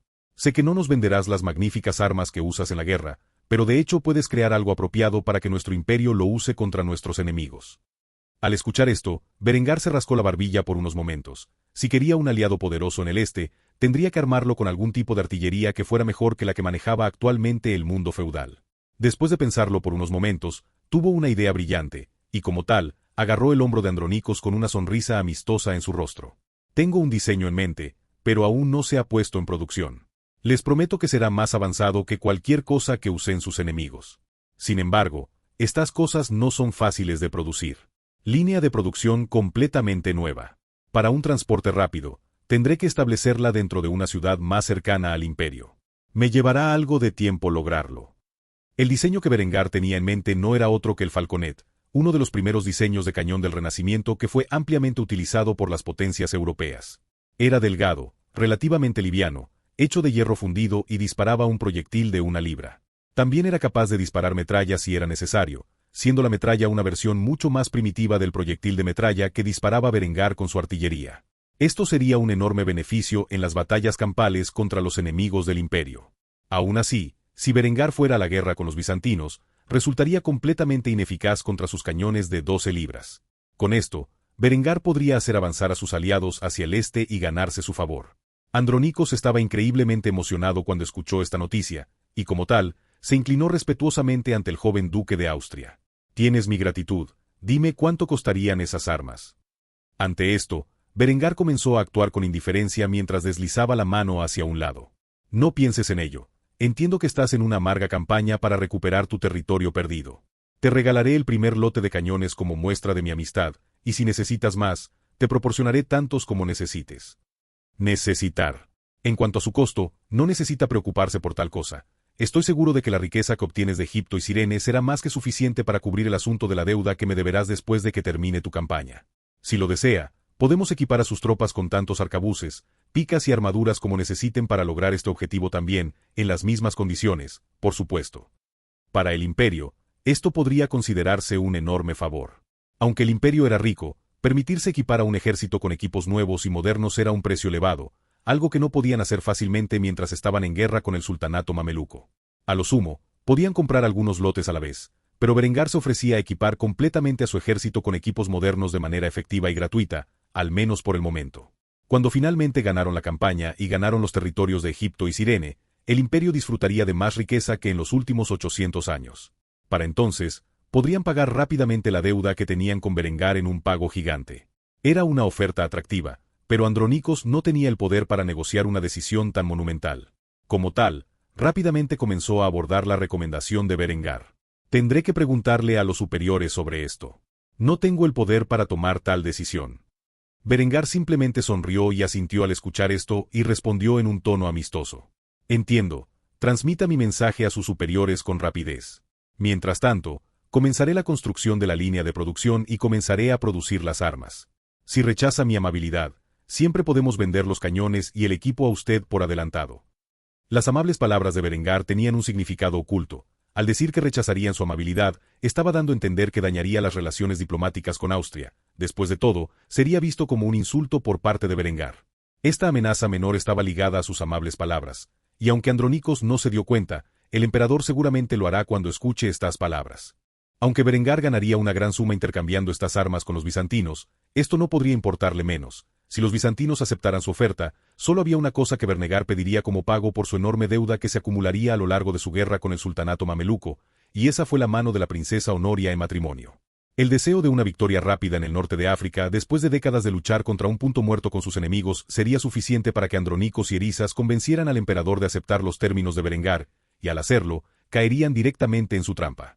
Berengar podría considerar las armas y armaduras que proporcionó al enorme ejército del imperio bizantino como la dote de Honoria, y la deuda se saldaría en el momento en que se casaran. Para él, esta era la manera perfecta de establecer una alianza a largo plazo con el imperio bizantino, y al mismo tiempo, consolidar el reclamo de su dinastía sobre el imperio en su conjunto. Más importante aún, esto rompería la alianza entre Francia y el imperio bizantino. Este era el verdadero objetivo de Berengar con sus planes respecto a Honoria. Francia era un vecino con el que una Alemania unida estaba destinada a chocar en el futuro. Si Berengar no deseaba librar una guerra en dos frentes, tendría que romper la alianza que tenían los franceses con los bizantinos. Esto fue fundamental para sus planes para el futuro. Alemania siempre había sufrido debido a su posición geográfica como el centro de Europa en su vida pasada. Muchas guerras se habían perdido porque se vieron obligados a luchar en dos frentes. Al establecer una alianza con la gran potencia del Este, Berengar podía asegurarse de que su flanco estuviera asegurado para concentrarse en sus futuros enemigos en el oeste. Así, mientras Andrónico dejaba el castillo de Kufstein y comenzaba el largo viaje de regreso al imperio, Berengar sonreía. Si todo salió según lo planeado, habría dado un golpe significativo a sus futuros enemigos sin que nadie se diera cuenta. Capítulo 264. La Santa Doncella de Francia. El tiempo voló una vez más. A lo largo de los meses, mientras Berengar aprovechaba el periodo de paz que había establecido en Austria para convertir su ducado en una potencia importante, Francia se vio envuelta en una guerra. Durante décadas, los ingleses intentaron invadir el reino de Francia en un intento por controlar el trono francés. Inglaterra se ha apoderado de ganancias considerables en el último año, y con cada día que pasa, más tierras francesas caen en manos de los invasores ingleses. Cuando Aubry regresó del imperio bizantino, su padre, el rey Gilles de Valois, lo envió a la guerra contra los ingleses. Por el momento, el príncipe afeminado estaba vestido de pies a cabeza con una armadura de placas de acero, a diferencia de Austria, donde el acero era un recurso compartido. En Francia, era un bien escaso, y equipar a un hombre con una armadura completa compuesta del material era un gran gasto. Debido a que su tabardo se manchó más temprano ese día, Aubry carecía de los colores que lo distinguían como miembro de la familia real. En todo caso, parecía un hombre de armas común. Como tal, pocos hombres en ambos ejércitos conocían su identidad. Aubry participaba en su primera batalla. Aunque era un espadachín legendario, de ninguna manera era un soldado experimentado y, como tal, estaba bastante nervioso por el conflicto. Actualmente, actuaba bajo el mando del duque de Borgoña mientras las fuerzas francesas luchaban contra las inglesas en un campo dentro del ducado de Borgoña. En la vida anterior de Berengar, el ducado de Borgoña traicionaría el trono francés y se pondría del lado de los ingleses al año siguiente. Por supuesto, esto sucedió después de que el heredero real francés asesinara al duque. En esta línea de tiempo, tal cosa puede no ocurrir. Después de todo, Aubry era el heredero y era una persona completamente diferente del príncipe heredero durante la vida anterior de Berengar. Aubry luchó ferozmente junto al duque de Borgoña mientras el hombre avanzaba con sus fuerzas contra las líneas inglesas. Como un joven pequeño y afeminado, Aubry carecía de fuerza física, especialmente en comparación con los veteranos caballeros ingleses a los que se enfrentaba. Por lo tanto, tuvo que compensar su falta de poder con sus habilidades con la espada. Actualmente estaba protegido por un gran bacinet, que tapaba su lindo rostro. Su cabello rubio miel fluía por la parte posterior del casco, creando la imagen en las mentes de los ingleses y franceses por igual de que era una mujer guerrera que lideraba la carga contra sus enemigos. Su delicada figura femenina, ataviada con la delgada armadura, no ayudó a resolver esta confusión. El arquero inglés disparó contra los caballeros franceses mientras cargaban en la refriega, sobre sus monturas. En ese momento, Aubry estaba equipado con una lanza y la colocó bajo su brazo mientras clavaba la punta del arma en el peto de un caballero inglés, ensartándolo con el impacto. La caballería fuertemente blindada de ambas fuerzas chocó entre sí, enviando a caballeros y lores a la muerte. Quizás fue la voluntad de Dios, pero el afeminado príncipe logró sobrevivir a la acusación, al igual que el duque de Borgoña. Mientras ambos ejércitos luchaban en una batalla de vida o muerte, Aubry fue derribado de su caballo por una lanza, y aunque no lo mató, seguramente abolló su peto y le rompió una o más costillas. Jadeando por respirar, una lágrima se formó en los ojos del joven príncipe debajo de la visera de su gran bacinet mientras luchaba por respirar. El dolor era insoportable, pero a pesar de esto, se puso de pie lentamente, donde desató su espada larga de su funda y la usó para esquivar un golpe de un hombre de armas inglés. Después de desviar el golpe, Aubry hizo girar su espada, agarrando el frío acero con la mano y usando el pomo para golpear el casco de hierro de su oponente, derrumbándolo y aplastando el cráneo del hombre al hacerlo. Un dolor agudo, como un cuchillo clavándose en su abdomen, se abrió paso a través de la caja torácica de Aubry. Con cada movimiento, sentía como si fuera a desmayarse. A pesar de esto, el joven príncipe siguió luchando en el campo de batalla. Si no luchaba, seguramente moriría este día. Por lo tanto, giró su espada para empuñarla una vez más por la empuñadura y atravesó la armadura de gambesón de un soldado inglés cercano. Con el joven príncipe rodeado por el caos de la guerra, el duque de Borgoña lideró el ejército y comenzó a acercar su posición. No podía permitir que el príncipe heredero muriera bajo su vigilancia. Lento pero seguro, las mareas de la batalla comenzaron a cambiar a favor del ejército francés y, finalmente, Aubry fue revivido por los valientes caballeros y hombres de armas de Francia que lo alcanzaron y le permitieron un breve respiro de la batalla. Aubry hizo una mueca de dolor mientras agarraba la parte abollada de su coraza. Después, algunos caballeros cercanos que estaban preocupados por su seguridad lo alejaron lentamente del campo de batalla. Aubry se vio obligado a retirarse al campamento mientras sus soldados luchaban sin él. El médico de campo despojó a Aubry de su armadura y ropa antes de examinar la caja torácica, donde compartió la noticia con el niño. 3 de tus costillas están fracturadas. Te recuperarás con el tiempo. Sin embargo, por ahora, te aconsejo que te mantengas alejado del campo de batalla. Un movimiento en falso y podrías hacer que te maten. Después de escuchar esto, Aubry asintió antes de cubrirse con una bata de seda. El material era raro en Francia, pero debido al comercio de algunos comerciantes austriacos que viajaban, el niño podía obtener tal lujo y lo usaba cada vez que tenía la oportunidad. El príncipe se agarró el costado e hizo una mueca de dolor mientras se movía. Poco después de eso, las solapas de la tienda se abrieron para revelar al duque de Borgoña con una expresión grave en su rostro. El hombre estaba cubierto por la sangre de sus enemigos, pero no parecía estar herido en lo más mínimo. Cuando el médico había comenzado a examinarlo, el joven duque, que no tenía más de 26 años, lo empujó a un lado antes de abalanzarse sobre Aubry mientras envolvía al joven príncipe en su abrazo ensangrentado. Gracias a Dios que estás bien. No sé qué haría sin ti. Después de decir esto, el hombre comenzó a violar la lengua del príncipe con la suya. A pesar de este acto de pasión, el príncipe no se apartó y en su lugar aceptó el regalo. Era un secreto poco conocido que el duque de Borgoña y el príncipe francés tenían una relación ilícita.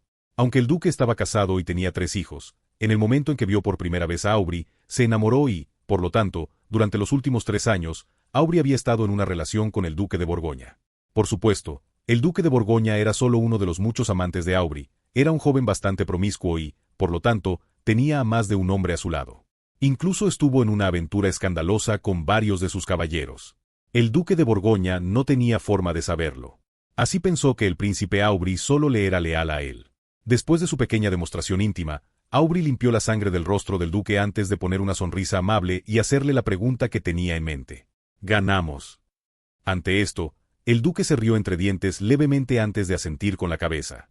«Estaría aquí si no lo hubiéramos hecho». Aunque estas eran buenas noticias, era demasiado pronto para celebrar. La invasión inglesa no era algo para tomarse a la ligera. Los franceses habían estado luchando contra los ingleses durante décadas y, sin embargo, la guerra seguía sin resolverse por completo. Dicho esto, la pareja mantuvo silencio durante un tiempo. Finalmente, el duque de Borgoña expresó sus puntos de vista sobre el conflicto que envolvía al reino de Francia. Esta guerra está lejos de terminar. Sin embargo, esta victoria es un buen comienzo. Con nuestra santa doncella liderando la carga, la moral de nuestras fuerzas es más fuerte que nunca. Aubry estaba confundido cuando escuchó estas palabras y habló en voz baja, mientras intentaba limitar la cantidad de dolor que sentía por sus costillas rotas. Santa doncella. El duque de Borgoña se quitó el guantelete de la mano y limpió el flequillo de los ojos de Aubry. Al hacerlo, susurró al oído del joven. Así es como te llaman nuestras tropas. Vieron tu cabello color miel y tu pequeña figura mientras cargabas valientemente contra los caballeros ingleses. Sin tu tabardo, los hombres han comenzado a pensar que eres una mujer. Es por eso que te llaman la santa doncella. Ya se han difundido rumores sobre tu hazaña en la batalla, y los hombres especulan sobre tus orígenes. Algunos incluso dicen que eres una joven de baja cuna elegida por Dios para llevar a los franceses a la victoria en nuestra hora de necesidad. Si me preguntas, es un apodo apropiado para tu belleza divina. Al escuchar esto, Aubry comenzó a sonrojarse mientras miraba hacia un lado, no dispuesto a mirar a los ojos a su amante. Estaba lejos de ser piadoso, de hecho, uno podría llamarlo la personificación de la lujuria. A pesar de esto, le habían dado un apodo tan hermoso. Después de un rato, el afeminado príncipe comenzó a reírse como una niña. Para él, era la broma más grande que jamás había escuchado. Sin embargo, por el bien de la moral, continuaría presentando la imagen de una joven piadosa. Después de todo, lo que Francia necesitaba ahora más que nunca era un símbolo que lo respaldara. Por lo tanto, la trampa lujuriosa que era el príncipe heredero de Francia se había convertido en la Juana de Arco de este mundo, mientras que en realidad se comportaba de manera mucho más similar al antiguo emperador romano Heliogábalo. Por supuesto, el carácter promiscuo de la llamada Santa Doncella nunca sería revelado al público en general, ni tampoco su identidad como príncipe de Francia. La guerra continuaría durante algún tiempo. Aún no se había determinado quién ganaría la guerra de los 100 años en esta línea de tiempo. Aunque con la intervención de Berengar en los asuntos de este mundo, todo era posible. Por ahora, los franceses seguirían luchando contra los ingleses, como lo habían hecho durante décadas. Capítulo 264. La Santa Doncella de Francia. El tiempo voló una vez más. A lo largo de los meses, mientras Berengar aprovechaba el periodo de paz que había establecido en Austria para convertir su ducado en una potencia importante, Francia se vio envuelta en una guerra. Durante décadas, los ingleses intentaron invadir el reino de Francia en un intento por controlar el trono francés. Inglaterra se ha apoderado de ganancias considerables en el último año, y con cada día que pasa, más tierras francesas caen en manos de los invasores ingleses. Cuando Aubry regresó del Imperio Bizantino, su padre, el rey Gilles de Valois, lo envió a la guerra contra los ingleses. Por el momento, el príncipe afeminado estaba vestido de pies a cabeza con una armadura de placas de acero, a diferencia de Austria, donde el acero era un recurso compartido. En Francia, era un bien escaso, y equipar a un hombre con una armadura completa compuesta del material era un gran gasto. Debido a que su tabardo se manchó más temprano ese día, Aubry carecía de los colores que lo distinguían como miembro de la familia real. En todo caso, parecía un hombre de armas común. Como tal, pocos hombres en ambos ejércitos conocían su identidad. Aubry participaba en su primera batalla. Aunque era un espadachín legendario, de ninguna manera era un soldado experimentado y, como tal, estaba bastante nervioso por el conflicto. Actualmente, actuaba bajo el mando del duque de Borgoña mientras las fuerzas francesas luchaban contra las inglesas en un campo dentro del ducado de Borgoña. En la vida anterior de Berengar, el ducado de Borgoña traicionaría el trono francés y se pondría del lado de los ingleses al año siguiente. Por supuesto, esto sucedió después de que el heredero real francés asesinara al duque. En esta línea de tiempo, tal cosa puede no ocurrir. Después de todo, Aubry era el heredero y era una persona completamente diferente del príncipe heredero durante la vida anterior de Berengar. Aubry luchó ferozmente junto al duque de Borgoña mientras el hombre avanzaba con sus fuerzas contra las líneas inglesas. Como un joven pequeño y afeminado, Aubry carecía de fuerza física, especialmente en comparación con los veteranos caballeros ingleses a los que se enfrentaba. Por lo tanto, tuvo que compensar su falta de poder con sus habilidades con la espada. Actualmente estaba protegido por un gran bacinet, que tapaba su lindo rostro. Su cabello rubio miel fluía por la parte posterior del casco, creando la imagen en las mentes de los ingleses y franceses por igual de que era una mujer guerrera que lideraba la carga contra sus enemigos. Su delicada figura femenina, ataviada con la delgada armadura, no ayudó a resolver esta confusión. El arquero inglés disparó contra los caballeros franceses mientras cargaban en la refriega, sobre sus monturas. En ese momento, Aubry estaba equipado con una lanza y la colocó bajo su brazo mientras clavaba la punta del arma en el peto de un caballero inglés, ensartándolo con el impacto. La caballería fuertemente blindada de ambas fuerzas chocó entre sí, enviando a caballeros y lores a la muerte. Quizás fue la voluntad de Dios, pero el afeminado príncipe logró sobrevivir a la acusación, al igual que el duque de Borgoña. Mientras ambos ejércitos luchaban en una batalla de vida o muerte, Aubry fue derribado de su caballo por una lanza, y aunque no lo mató, seguramente abolló su peto y le rompió una o más costillas.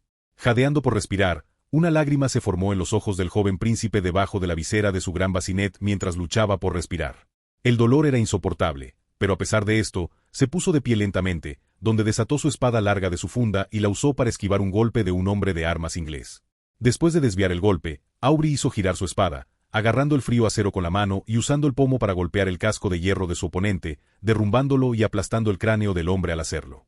Un dolor agudo, como un cuchillo clavándose en su abdomen, se abrió paso a través de la caja torácica de Aubry. Con cada movimiento, sentía como si fuera a desmayarse. A pesar de esto, el joven príncipe siguió luchando en el campo de batalla. Si no luchaba, seguramente moriría este día. Por lo tanto, giró su espada para empuñarla una vez más por la empuñadura y atravesó la armadura de gambesón de un soldado inglés cercano. Con el joven príncipe rodeado por el caos de la guerra, el duque de Borgoña lideró el ejército y comenzó a acercar su posición. No podía permitir que el príncipe heredero muriera bajo su vigilancia. Lento pero seguro, las mareas de la batalla comenzaron a cambiar a favor del ejército francés y, finalmente, Aubry fue revivido por los valientes caballeros y hombres de armas de Francia que lo alcanzaron y le permitieron un breve respiro de la batalla.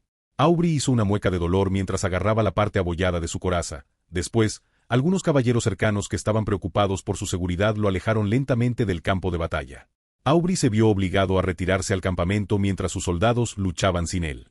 El médico de campo despojó a Aubry de su armadura y ropa antes de examinar la caja torácica, donde compartió la noticia con el niño. 3 de tus costillas están fracturadas. Te recuperarás con el tiempo. Sin embargo, por ahora, te aconsejo que te mantengas alejado del campo de batalla. Un movimiento en falso y podrías hacer que te maten. Después de escuchar esto, Aubry asintió antes de cubrirse con una bata de seda. El material era raro en Francia, pero debido al comercio de algunos comerciantes austriacos que viajaban, el niño podía obtener tal lujo y lo usaba cada vez que tenía la oportunidad. El príncipe se agarró el costado e hizo una mueca de dolor mientras se movía.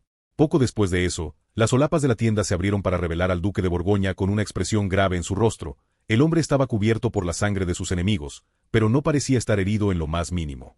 Cuando el médico había comenzado a examinarlo, el joven duque, que no tenía más de 26 años, lo empujó a un lado antes de abalanzarse sobre Aubry mientras envolvía al joven príncipe en su abrazo ensangrentado. Gracias a Dios que estás bien. No sé qué haría sin ti. Después de decir esto, el hombre comenzó a violar la lengua del príncipe con la suya. A pesar de este acto de pasión, el príncipe no se apartó y en su lugar aceptó el regalo. Era un secreto poco conocido que el duque de Borgoña y el príncipe francés tenían una relación ilícita. Aunque el duque estaba casado y tenía 3 hijos, en el momento en que vio por primera vez a Aubry, se enamoró y, por lo tanto, durante los últimos 3 años, Aubry había estado en una relación con el duque de Borgoña. Por supuesto, el duque de Borgoña era solo uno de los muchos amantes de Aubry, era un joven bastante promiscuo y, por lo tanto, tenía a más de un hombre a su lado. Incluso estuvo en una aventura escandalosa con varios de sus caballeros. El duque de Borgoña no tenía forma de saberlo. Así pensó que el príncipe Aubry solo le era leal a él. Después de su pequeña demostración íntima, Aubry limpió la sangre del rostro del duque antes de poner una sonrisa amable y hacerle la pregunta que tenía en mente. «Ganamos». Ante esto, el duque se rió entre dientes levemente antes de asentir con la cabeza. «Estaría aquí si no lo hubiéramos hecho». Aunque estas eran buenas noticias, era demasiado pronto para celebrar. La invasión inglesa no era algo para tomarse a la ligera. Los franceses habían estado luchando contra los ingleses durante décadas y, sin embargo, la guerra seguía sin resolverse por completo. Dicho esto, la pareja mantuvo silencio durante un tiempo. Finalmente, el duque de Borgoña expresó sus puntos de vista sobre el conflicto que envolvía al reino de Francia. Esta guerra está lejos de terminar. Sin embargo, esta victoria es un buen comienzo. Con nuestra santa doncella liderando la carga, la moral de nuestras fuerzas es más fuerte que nunca. Aubry estaba confundido cuando escuchó estas palabras y habló en voz baja, mientras intentaba limitar la cantidad de dolor que sentía por sus costillas rotas. Santa doncella. El duque de Borgoña se quitó el guantelete de la mano y limpió el flequillo de los ojos de Aubry. Al hacerlo, susurró al oído del joven. Así es como te llaman nuestras tropas. Vieron tu cabello color miel y tu pequeña figura mientras cargabas valientemente contra los caballeros ingleses. Sin tu tabardo, los hombres han comenzado a pensar que eres una mujer. Es por eso que te llaman la santa doncella. Ya se han difundido rumores sobre tu hazaña en la batalla, y los hombres especulan sobre tus orígenes. Algunos incluso dicen que eres una joven de baja cuna elegida por Dios para llevar a los franceses a la victoria en nuestra hora de necesidad. Si me preguntas, es un apodo apropiado para tu belleza divina. Al escuchar esto, Aubry comenzó a sonrojarse mientras miraba hacia un lado, no dispuesto a mirar a los ojos a su amante. Estaba lejos de ser piadoso, de hecho, uno podría llamarlo la personificación de la lujuria. A pesar de esto, le habían dado un apodo tan hermoso. Después de un rato, el afeminado príncipe comenzó a reírse como una niña. Para él, era la broma más grande que jamás había escuchado. Sin embargo, por el bien de la moral, continuaría presentando la imagen de una joven piadosa. Después de todo, lo que Francia necesitaba ahora más que nunca era un símbolo que lo respaldara. Por lo tanto, la trampa lujuriosa que era el príncipe heredero de Francia se había convertido en la Juana de Arco de este mundo, mientras que en realidad se comportaba de manera mucho más similar al antiguo emperador romano Heliogábalo. Por supuesto, el carácter promiscuo de la llamada Santa Doncella nunca sería revelado al público en general, ni tampoco su identidad como príncipe de Francia. La guerra continuaría durante algún tiempo.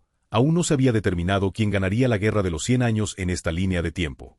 Aunque con la intervención de Berengar en los asuntos de este mundo, todo era posible. Por ahora, los franceses seguirían luchando contra los ingleses, como lo habían hecho durante décadas. Capítulo 265. El emperador del Sacro Imperio Romano Germánico se une a la refriega. Dentro del Reino de Italia, en la ciudad de Florencia, se encuentra el emperador del Sacro Imperio Romano Germánico, quien también fue el rey de Italia. Sentado en su poderoso trono, dentro de su palacio, el hombre de mediana edad de ascendencia italiana miraba a sus ministros que informaban sobre la situación en todo el imperio. Uno de los ministros era un hombre alto y larguirucho de rostro estrecho y nariz grande y aguileña. Tenía una barba oscura y descuidada que lo hacía lucir particularmente horrible. El hombre estaba vestido con túnicas de seda importadas del Imperio Bizantino. Actualmente, tenía un documento en sus manos que leía al emperador. Las regiones de habla alemana están envueltas en una guerra por el título de Rey de Alemania. Hasta ahora el duque Wilmar y la línea principal de los Habsburgo han sido erradicados, y con sus muertes, también ha terminado su reclamo. El hombre que tomó el poder en Austria es un joven advenedizo llamado Berengar von Kufstein. Como sabrás, comúnmente se le conoce como Berengar, el maldito. El hombre es un pariente, mujeriego, hereje y ha sido excomulgado por el anterior Papa Simeón II. Con su ascenso al poder, la reforma alemana se extendió desde el sur de Alemania a los ducados alemanes vecinos.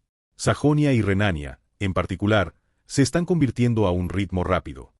Al escuchar esta información, el emperador del Sacro Imperio Romano Germánico, un hombre llamado Balsamo Corsini, comenzó a fruncir el ceño. Como católico devoto y hombre con estrechos vínculos con el Papa actual, el emperador del Sacro Imperio Romano Germánico temía la idea de que la herejía de Berengar se extendiera por todo el reino. Sin embargo, el hombre contuvo su rabia e incitó al ministro a seguir informando. Continuar. Al notar la furia del emperador, el ministro tragó la saliva acumulada en su garganta antes de continuar con su informe. Los otros dos aspirantes al título, como saben, son el duque Dietger de Baviera y el sobrino bastardo legitimado del hermano del rey anterior. Su nombre es Manfred von Laxenberg, si no me equivoco. Manfred es el jefe del ducado de Luxemburgo. Él y sus aliados han comenzado a invadir el sur de Alemania. Con las pérdidas que sufrieron los bávaros en Austria, las fuerzas de Dietger se debilitaron significativamente y actualmente confía en sus aliados en Sajonia y Württemberg para presionar por sus reclamos. El duque Berengar parece estar esperando su momento. Él no está interesado en el título o está acumulando un ejército y esperando la oportunidad perfecta para atacar. La inteligencia apoya el último de estos dos resultados como la posibilidad más probable. Los venecianos han informado que Berengar está construyendo 3 grandes astilleros. Especulan que tiene la intención de crear una armada poderosa para proyectar fuerza a través del Mediterráneo. Aunque en este momento, se desconoce si estos astilleros están diseñados para la construcción de una flota comercial o una armada. Al escuchar la última parte de esta noticia, el ceño fruncido del emperador empeoró a un estado feo. Se estaba volviendo evidente que si se dejaba a Berengar a su suerte, podría resultar ser un oponente problemático en el futuro. Aún así, no había mucho que pudiera hacer al respecto, salvo tratar de revocar el título de duque de Berengar, lo que lo obligaría a entrar en guerra con los austriacos. No había forma de que el emperador hiciera cumplir su voluntad sobre Berengar y el pueblo austríaco. A pesar de que el Sacro Imperio Romano Germánico estaba más simplificado dentro de su estructura política en esta línea de tiempo, todavía sufría las mismas fallas del feudalismo en lo que respecta a la centralización del poder. El hecho de que hubiera tierras limitadas bajo el control directo de la corona significaba que Bálsamo tendría dificultades para reunir las fuerzas necesarias para invadir Austria. Aunque podía confiar en los ejércitos de Italia para responder a su llamado a las armas, los alemanes estaban en medio de una guerra civil, al igual que Bohemia. Los únicos otros vasallos a los que podía llamar con una gran fuerza eran el líder de la Confederación Suiza, y era un hombre conocido por ocuparse de sus propios asuntos. El emperador del Sacro Imperio Romano Germánico se quedó con un dolor de cabeza, ya que no tenía idea de cómo detener la marea creciente que era el Ducado de Austria. Al ver que el emperador permaneció en silencio durante un tiempo prolongado, el ministro comenzó a hablar de sus informes nuevamente. Los ejércitos de Luxemburgo y sus aliados han entrado en Baviera. Después de varias batallas de ida y vuelta entre los von Wittelsbach y los von Laxenberg, se ha convertido en un punto muerto, con la frontera noreste de Baviera bajo la ocupación de Luxemburgo. Solo el tiempo dirá cuánto durará este conflicto, y aún se desconoce quién saldrá victorioso. Es probable que la guerra continúe durante años sin un vencedor claro. A menos que queramos involucrarnos personalmente y declarar el próximo rey de Alemania de nuestra elección, entonces sugiero que lo dejemos y dejemos que los alemanes resuelvan sus disputas por sí mismos. El emperador del Sacro Imperio Romano Germánico asintió de acuerdo con esta postura, no deseaba desperdiciar sus ejércitos en las luchas internas del pueblo alemán. En cambio, estaba más interesado en reprimir a Berengar y Austria lo mejor posible. Como tal, hizo la pregunta en su mente. ¿Cuál es el estado de los intentos del Papa de reunir suficientes fuerzas para una nueva cruzada contra Berengar y su herejía? Cuando se le hizo esta pregunta, el ministro comenzó a fruncir el ceño y habló suavemente, sabiendo que sus siguientes palabras molestarían mucho al emperador. El Papa tiene su atención dividida en Bohemia en este momento. El estallido de la herejía husita y su guerra para derrocar a la corona de Bohemia es una amenaza más inmediata en comparación con la de Berengar y su herejía. Como tal, el cronograma establecido para preparar un ejército para invadir Austria se ha retrasado. En cambio, las pocas fuerzas que ha reunido el Vaticano marcharán primero sobre Bohemia. Aunque Berengar ha adoptado una postura neutral en la guerra, nuestros espías informan haber visto una gran cantidad de cañones de mano y cañones en los brazos de las fuerzas husitas. El número que manejan es mucho más de lo que generalmente deberían estar equipados. Por lo tanto, se cree que estas armas se fabrican en Viena y se transportan a tierras husitas. Sin embargo, nada de esto se puede probar, ya que los agentes de Berengar son muy efectivos en el contraespionaje. Como tal, lo que sea que esté ocurriendo en tierras austriacas es desconocido para nosotros en este momento. Esta noticia bastó para que el emperador rechinara los dientes. Parecía como si todo este informe presentado a él no fuera más que malas noticias. Como tal, el emperador comenzó a arremeter contra sus ministros. ¿Hay alguna buena noticia? ¿Alguno de ustedes tiene una sola idea sobre cómo reprimir a Berengar y su rápido crecimiento? En poco tiempo, ese chico desafiará mi autoridad como emperador. Hay que hacer algo al respecto, y hasta que se llama la cruzada, el conflicto militar no es una opción. Los diversos ministros que estaban reunidos comenzaron a mirarse unos a otros en un silencio incómodo.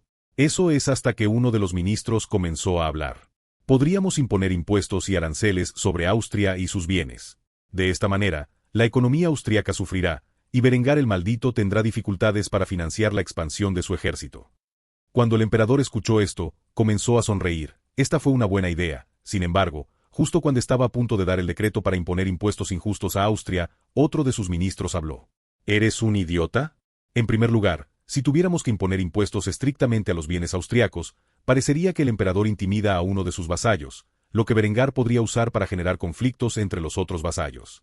Ese es el mejor de los casos. El peor de los casos es que Berengar podría negarse rotundamente a pagar tales impuestos, obligándonos con dos opciones: bajar la cabeza en humillación o invadir Austria y luchar en una guerra para la que no estamos preparados.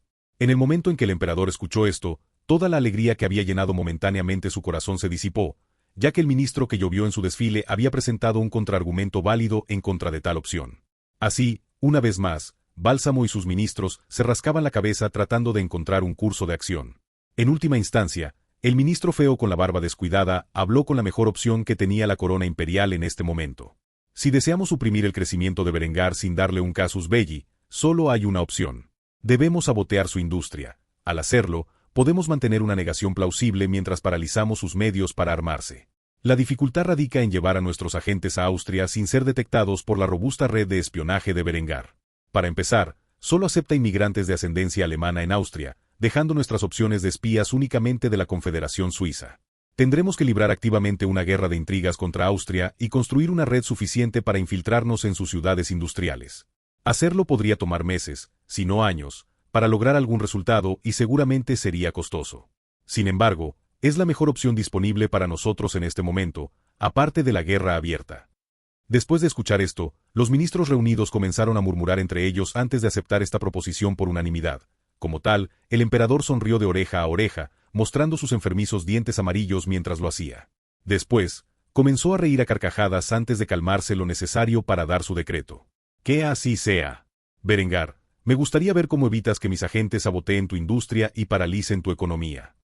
Así, el reino de Italia y la dinastía imperial habían comenzado a poner su peso en la refriega. Al sabotear las fábricas de Berengar, no solo paralizaría la economía de Berengar, sino que también debilitaría al imperio bizantino en el este, con el que el emperador había tenido una rivalidad desde hace mucho tiempo con respecto a quien era el verdadero sucesor de Roma. Por supuesto, superar la mirada inquisitiva del Linde y la de la Agencia de Inteligencia de Austria es mucho más fácil decirlo que hacerlo. Después de todo, habían comenzado a expandirse rápidamente por Alemania y el norte de Italia desde que comenzaron sus reformas. Lo que seguiría sería un largo y sangriento conflicto en la sombra entre el duque de Austria y el emperador del Sacro Imperio Romano Germánico. Capítulo 266. Pasa un año. Había pasado un año desde el cumpleaños de Adela, y mientras el mundo cambiaba a su alrededor, Berengar había estado viviendo en Kufstein, supervisando la reconstrucción del ducado de Austria. La guerra con los bávaros había dejado gran parte de la tierra devastada, y fue con un gran esfuerzo que los campos comenzaron a restaurarse y la gente regresó para reconstruir sus hogares con la ayuda del Estado que Berengar había estado estableciendo. Durante el año pasado, Berengar se había centrado en 4 áreas críticas de desarrollo: agricultura, industria, infraestructura y las Fuerzas Armadas. En lo que respecta a la agricultura, durante el año pasado, los campos se volvieron a sembrar, con la ayuda de las sembradoras mecanizadas que Berengar había comenzado a emplear en todo el reino. El uso del arado de acero y la sembradora mecánica había ayudado en gran medida a la cantidad de tierra de cultivo que podía utilizarse mientras los campos eran trabajados por una población significativamente menor que la que se necesitaba antes. El sistema de 4 campos se implementó en todo el reino, se construyó riego semimoderno en los campos, se comenzaron a emplear fertilizantes avanzados y se introdujo la cría selectiva en el ganado. Debido a la enorme cantidad de fuerza animal necesaria para utilizar cosechadoras, Berengar había gastado una suma significativa en adquirir caballos y mulas de granja para alimentar estos dispositivos. Al final, sintió que esta sería una inversión esencial ya que la cosechadora combinaba los componentes críticos de la cosecha de granos, como cosechar, trillar, recolectar y aventar en un solo proceso.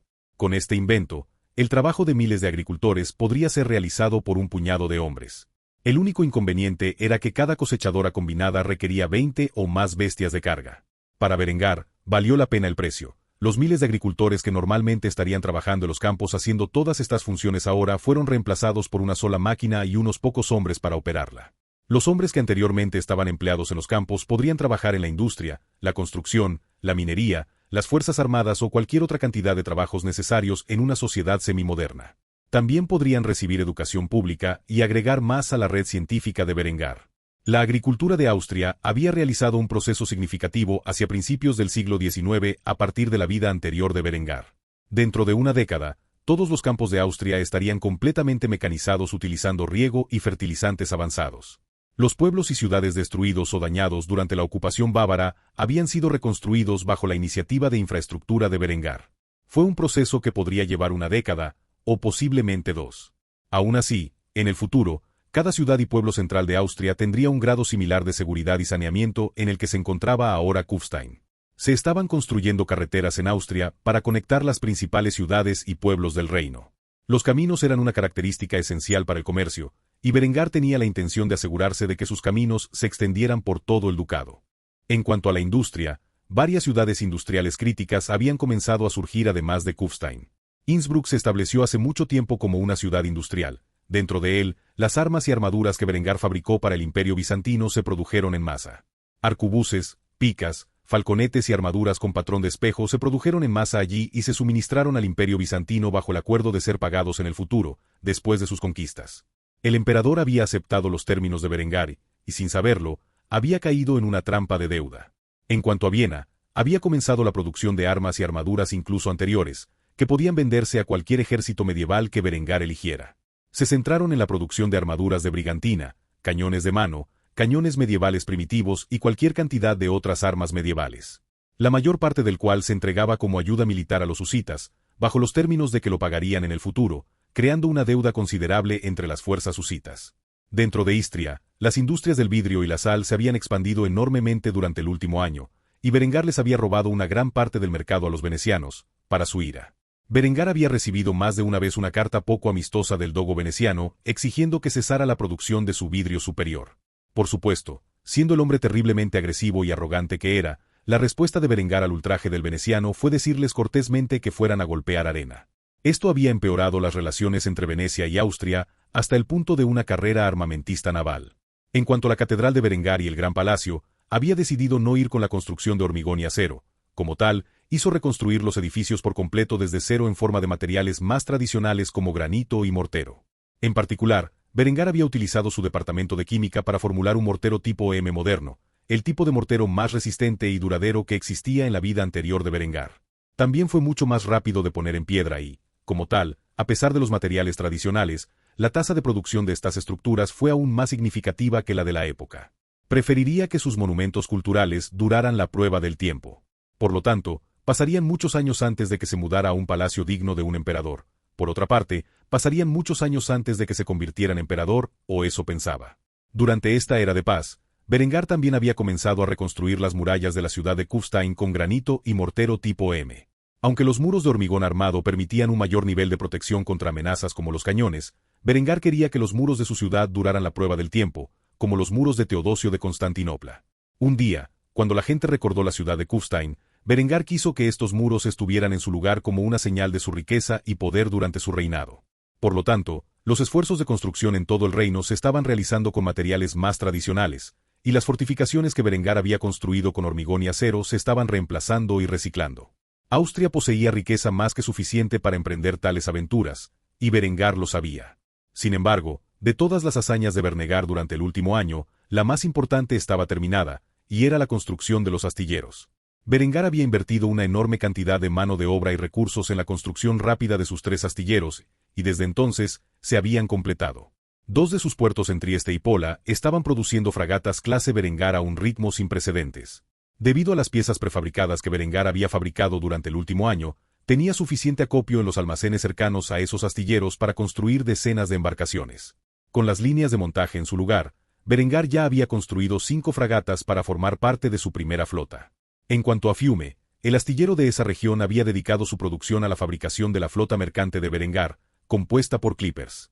Aunque todavía tenían que zarpar y traer sus mercancías a través del Mediterráneo, era solo cuestión de tiempo antes de que las mercancías austriacas se vendieran por mar. El gran ejército de Austria se había expandido a 50.000 hombres en este punto, la mitad de los cuales eran voluntarios. El ejército pagaba bien y el servicio militar obligatorio sería obligatorio en el momento en que volvieran a la guerra. Así, muchos jóvenes se unieron a sus filas para demostrar su lealtad al nuevo régimen, que ya había comenzado a sacar a los campesinos de la pobreza. Las fuerzas de Berengar estaban equipadas con el mosquete estriado 1417/18, bayonetas triangulares y tubos de carga rápida. La artillería constaba de 1417 cañones de 12 libras, pero también estaban equipados con 1418 cañones Smith. No había necesidad de un obús dedicado, ya que el 1417 12 libras Cannon podía actuar como un cañón de campaña y un obús. En cuanto a la caballería, se dividieron en coraceros, lanceros, dragones y húsares. De todas las unidades del ejército de Berengar, tenía la menor cantidad de caballería. Los caballos eran caros de comprar y mantener y, francamente, no necesitaba una gran cantidad de caballería. Su infantería ya era tan efectiva que la caballería era excesiva. Se había logrado el progreso de un año, y no era poca cosa. Si las cosas continuaban progresando de esa manera, Berengar pronto podría proclamarse rey de Austria y valerse por sí mismo. Aunque todavía deseaba expandir su riqueza, influencia y poder antes de que eso sucediera. Después de todo, en el momento en que lo hizo, existía la posibilidad de que estallara la guerra, y Berengar estaba más bien disfrutando del progreso que estaba haciendo en ese momento. Por lo tanto, por ahora, continuaría desarrollando su tierra hasta que ningún ejército pudiera desafiarlo. Los fuertes fronterizos aún se estaban construyendo, y tendrían que terminarse antes de que pensara en pelear una guerra por la independencia contra el Sacro Imperio Romano Germánico. Por lo tanto, en este momento, Berengar estaba sentado en su estudio, disfrutando de un sorbo de vino fortificado mientras miraba los documentos en sus manos que describían todo el progreso que se había logrado en un solo año. El dinero siguió fluyendo hacia su tesorería, y gastó una gran cantidad para invertir en su país. Ahora que su primera flota y su flota mercante estaban construidas, comenzaría su expansión en el Mediterráneo y su comercio. Si pudiera vender sus productos a todos los reinos con costa, seguramente ganaría una gran fortuna. Por lo tanto, su plan inmediato para el futuro era expandir su red comercial, incluso si enojaba a quienes lo rodeaban. Capítulo 267. Diario de Honoria.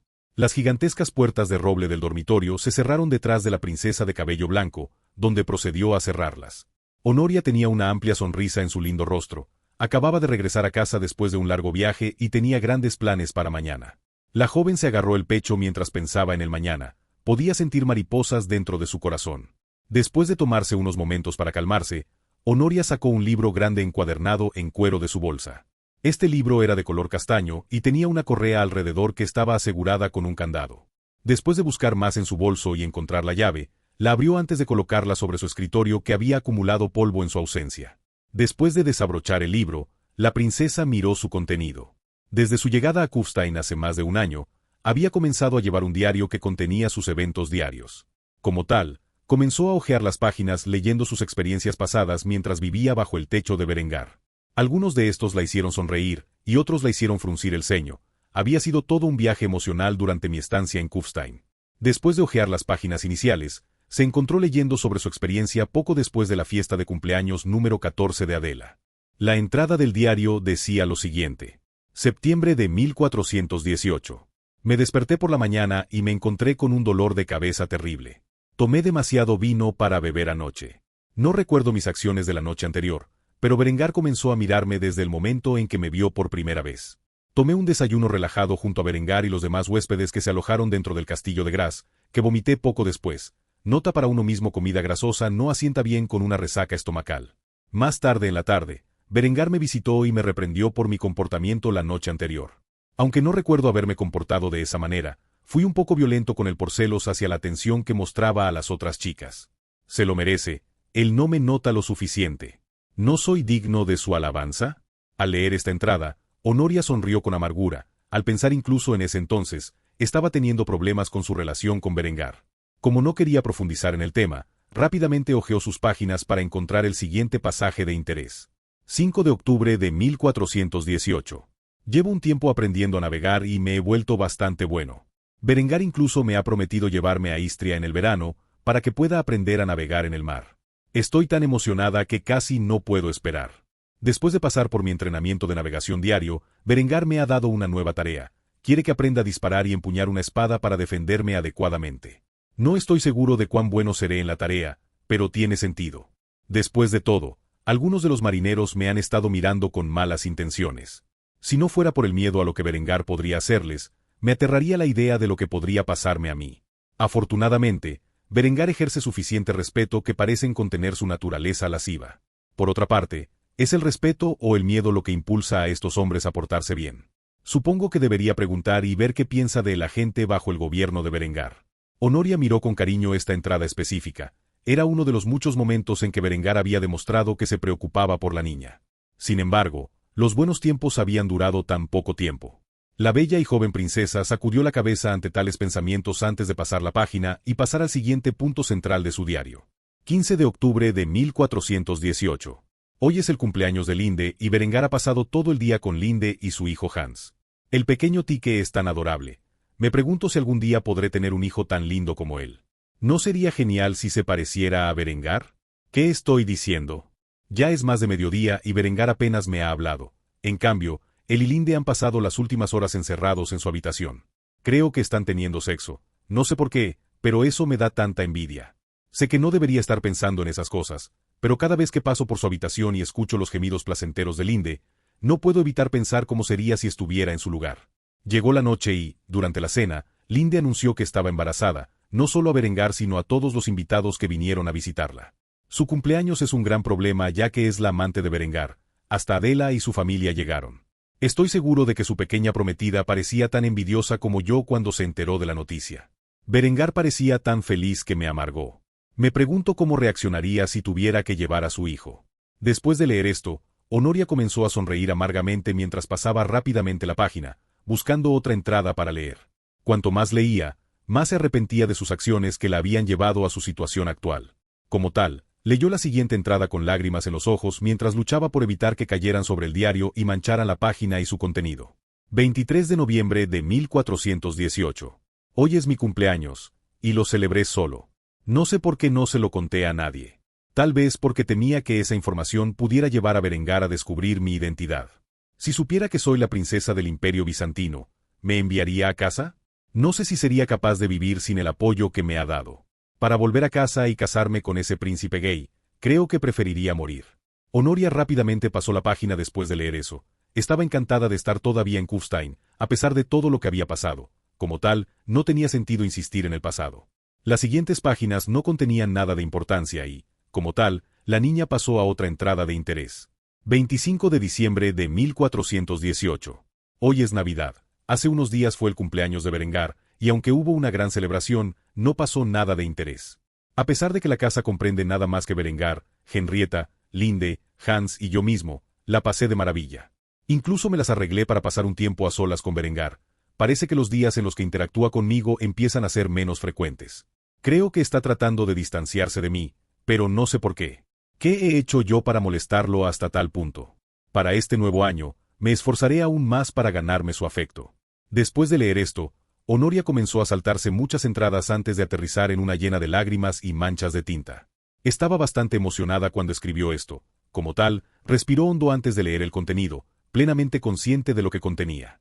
2 de febrero de 1419. Hoy tuve una pelea masiva con Berengar. Ni siquiera sé por qué estábamos discutiendo.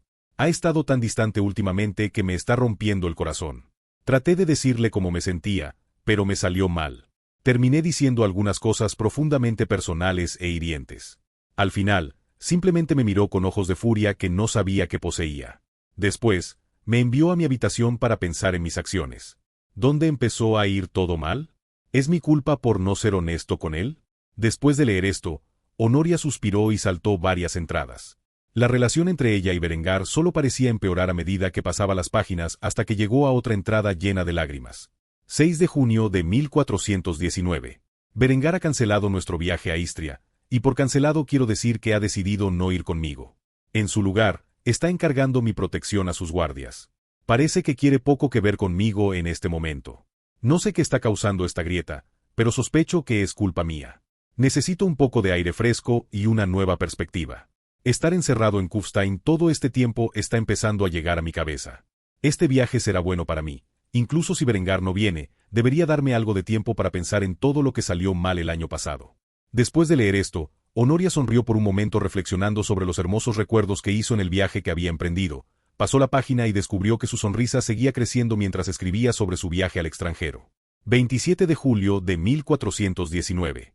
Ha pasado casi un mes desde la última vez que vi a Berengar, y he llegado a las costas de Aragón.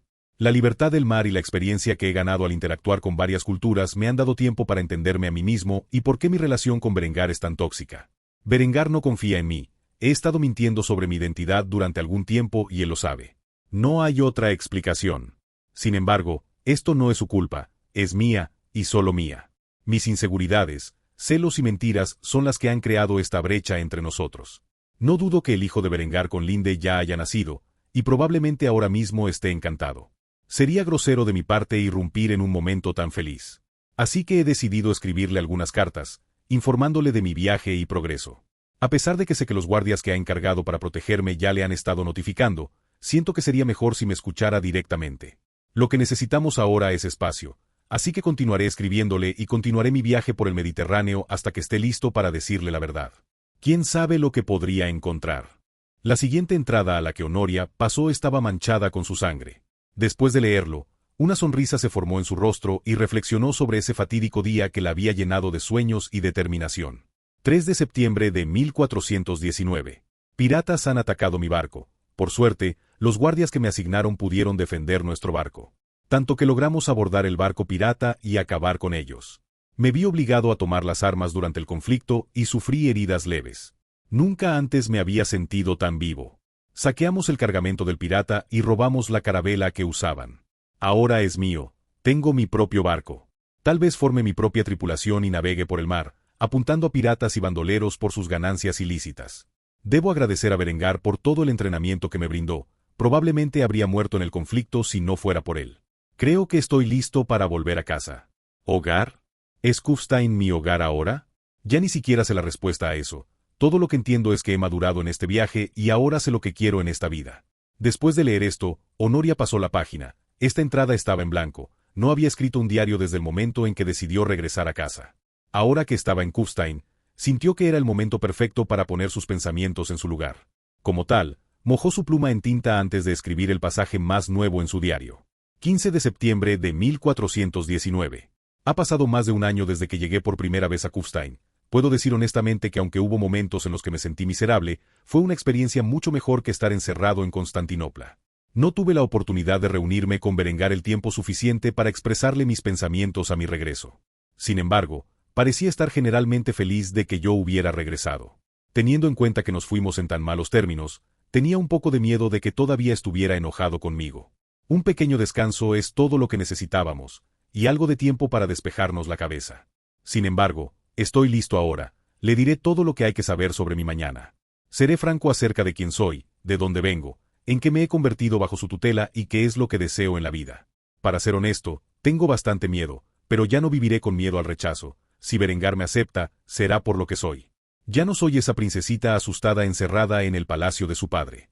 Soy un marinero, un aventurero, y si Berengar cree que puede tenerme encerrada en su castillo, como una princesita obediente, está totalmente equivocado.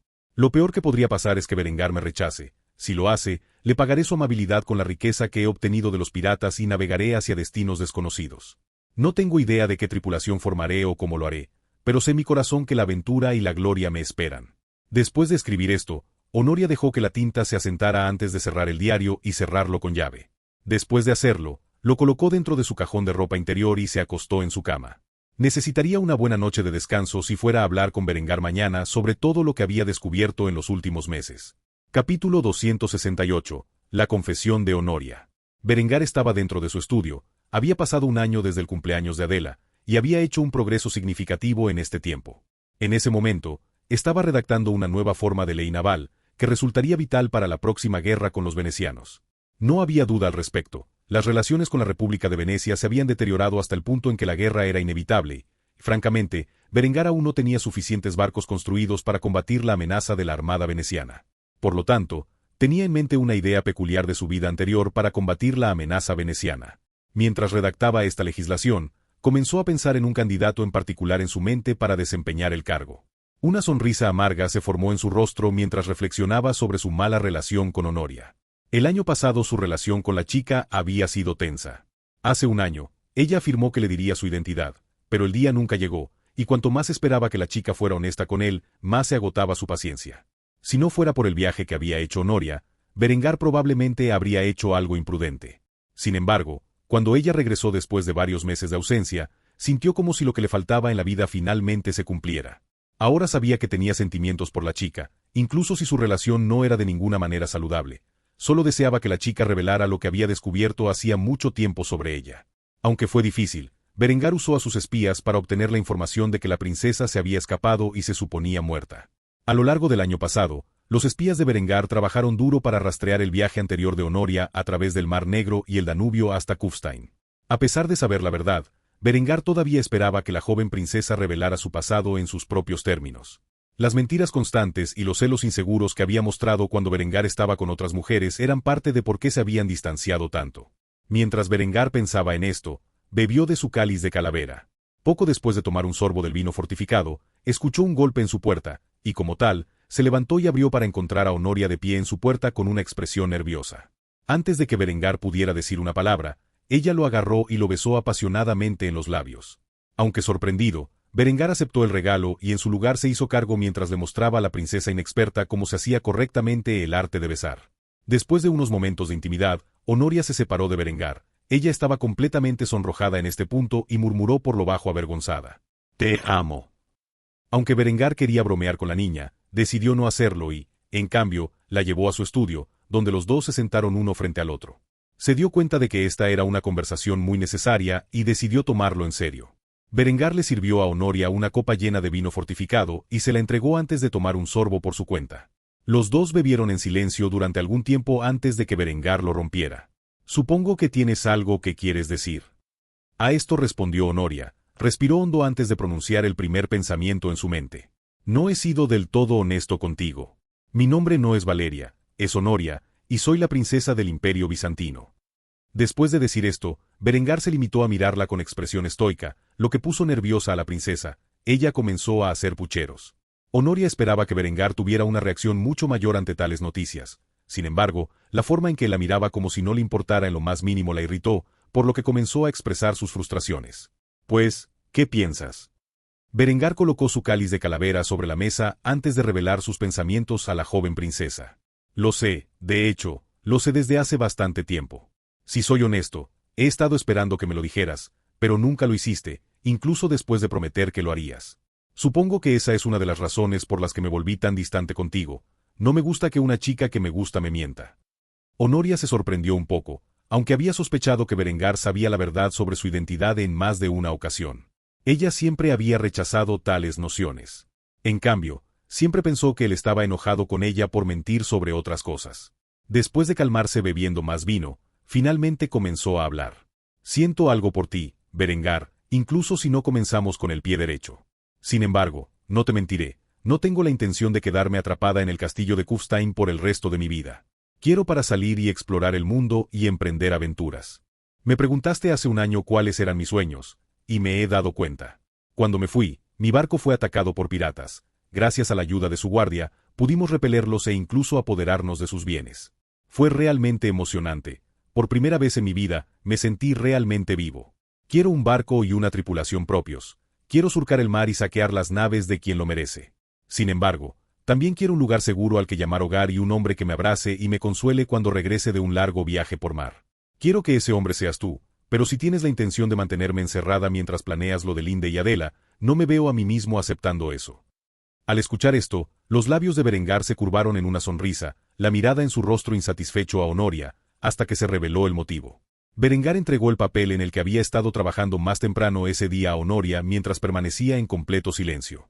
Cuando Honoria miró el documento que tenía en las manos, se quedó desconcertada. ¿Qué es esto? Berengar se recostó en su asiento antes de explicar los detalles a la joven princesa.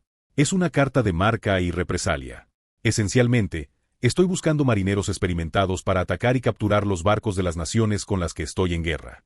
Puede que no lo sepas, pero se está gestando un conflicto con los venecianos, y no pasará mucho tiempo antes de que estalle una pelea. No estoy listo para esta guerra. Tienen cientos de naves y están fabricando sus carabelas a un ritmo mucho más rápido de lo que yo puedo construir mis fragatas. Así que necesito gente como tú, marineros que busquen aventura y gloria para trabajar para mí y cuidar de mi enemigo, ya sea su flota naval o mercante. Me parece el trabajo perfecto para ti. ¿Estás de acuerdo? Al oír esto, Honoria miró a Berengar con una mirada llena de cariño y confusión. Como tal, quería aclarar lo que acababa de decir Berengar. ¿Quieres que sea un pirata? Berengar negó con la cabeza y la corrigió al instante. Para él, había una distinción entre un pirata común y lo que le pedía que se convirtiera.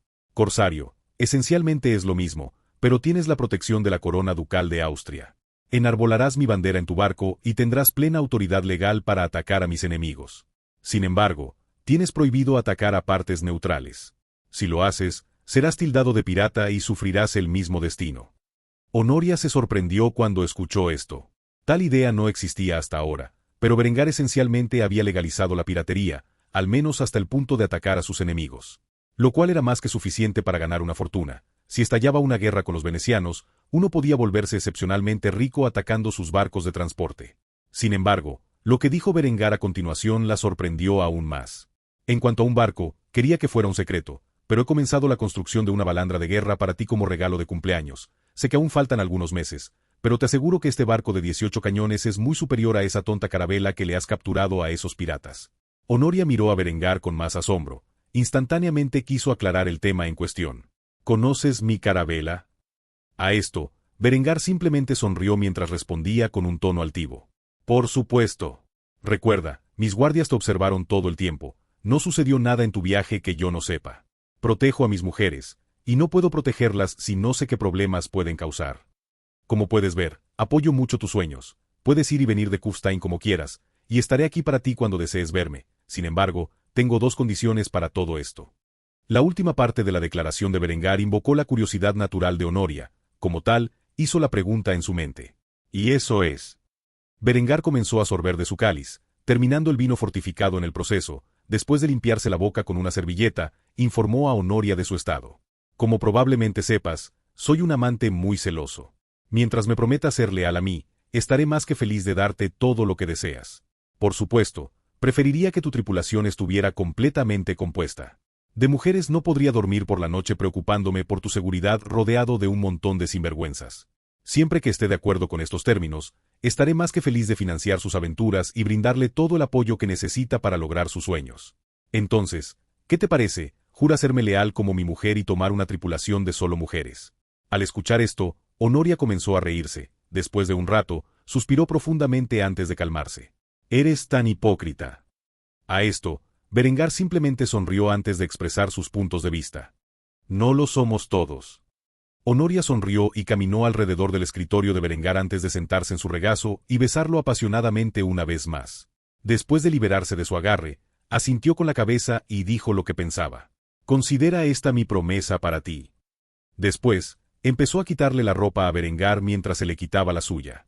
En poco tiempo, los dos estaban disfrutando de la calidez de los cuerpos del otro. Cuando Berengar tomó la virginidad de Honoria, miró hacia abajo con una sonrisa en su rostro antes de expresar sus pensamientos. Es bueno ser el duque. Capítulo 269. Planes para la independencia. Después de pasar la noche con Honoria, para gran ira de Linde, Berengar había cimentado con éxito su relación con la joven princesa del Imperio Bizantino. En cuanto a sus planes para su identidad como corsario, decidió que lo mejor para ella sería mantener la artimaña de Valeria Soanara. Berengar incluso la había ayudado a crear una personalidad convincente que otros no mirarían. Los días de Lady Valeria de Antioquía habían quedado atrás. Ahora Honoria se hizo pasar por Valeria Sonara, una huérfana de Constantinopla que creció cautiva de piratas. Durante los días siguientes, Berengar pasó mucho tiempo con Honoria. Ahora que eran pareja, quería mostrarle algo de amor.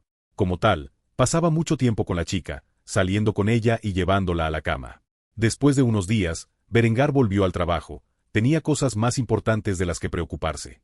Así, mientras Berengar trabajaba en la expansión de su armada para competir con la carrera armamentista que había aparecido con los venecianos, Honoria se dio a la tarea de reclutar una tripulación exclusivamente femenina. Había decidido prometer riqueza y gloria a mujeres jóvenes y niñas que no tenían suerte, huérfanas, prostitutas, camareras de bar, cualquier cantidad de mujeres comunes que soñaban con una vida mejor que la que tenían actualmente. En cuanto a Berengar, actualmente estaba sentado en su estudio una vez más, mientras Linde estaba sentada frente a él con el ceño fruncido. Era muy consciente de lo que habían hecho Berengar y Honoria en los últimos días y estaba disgustada.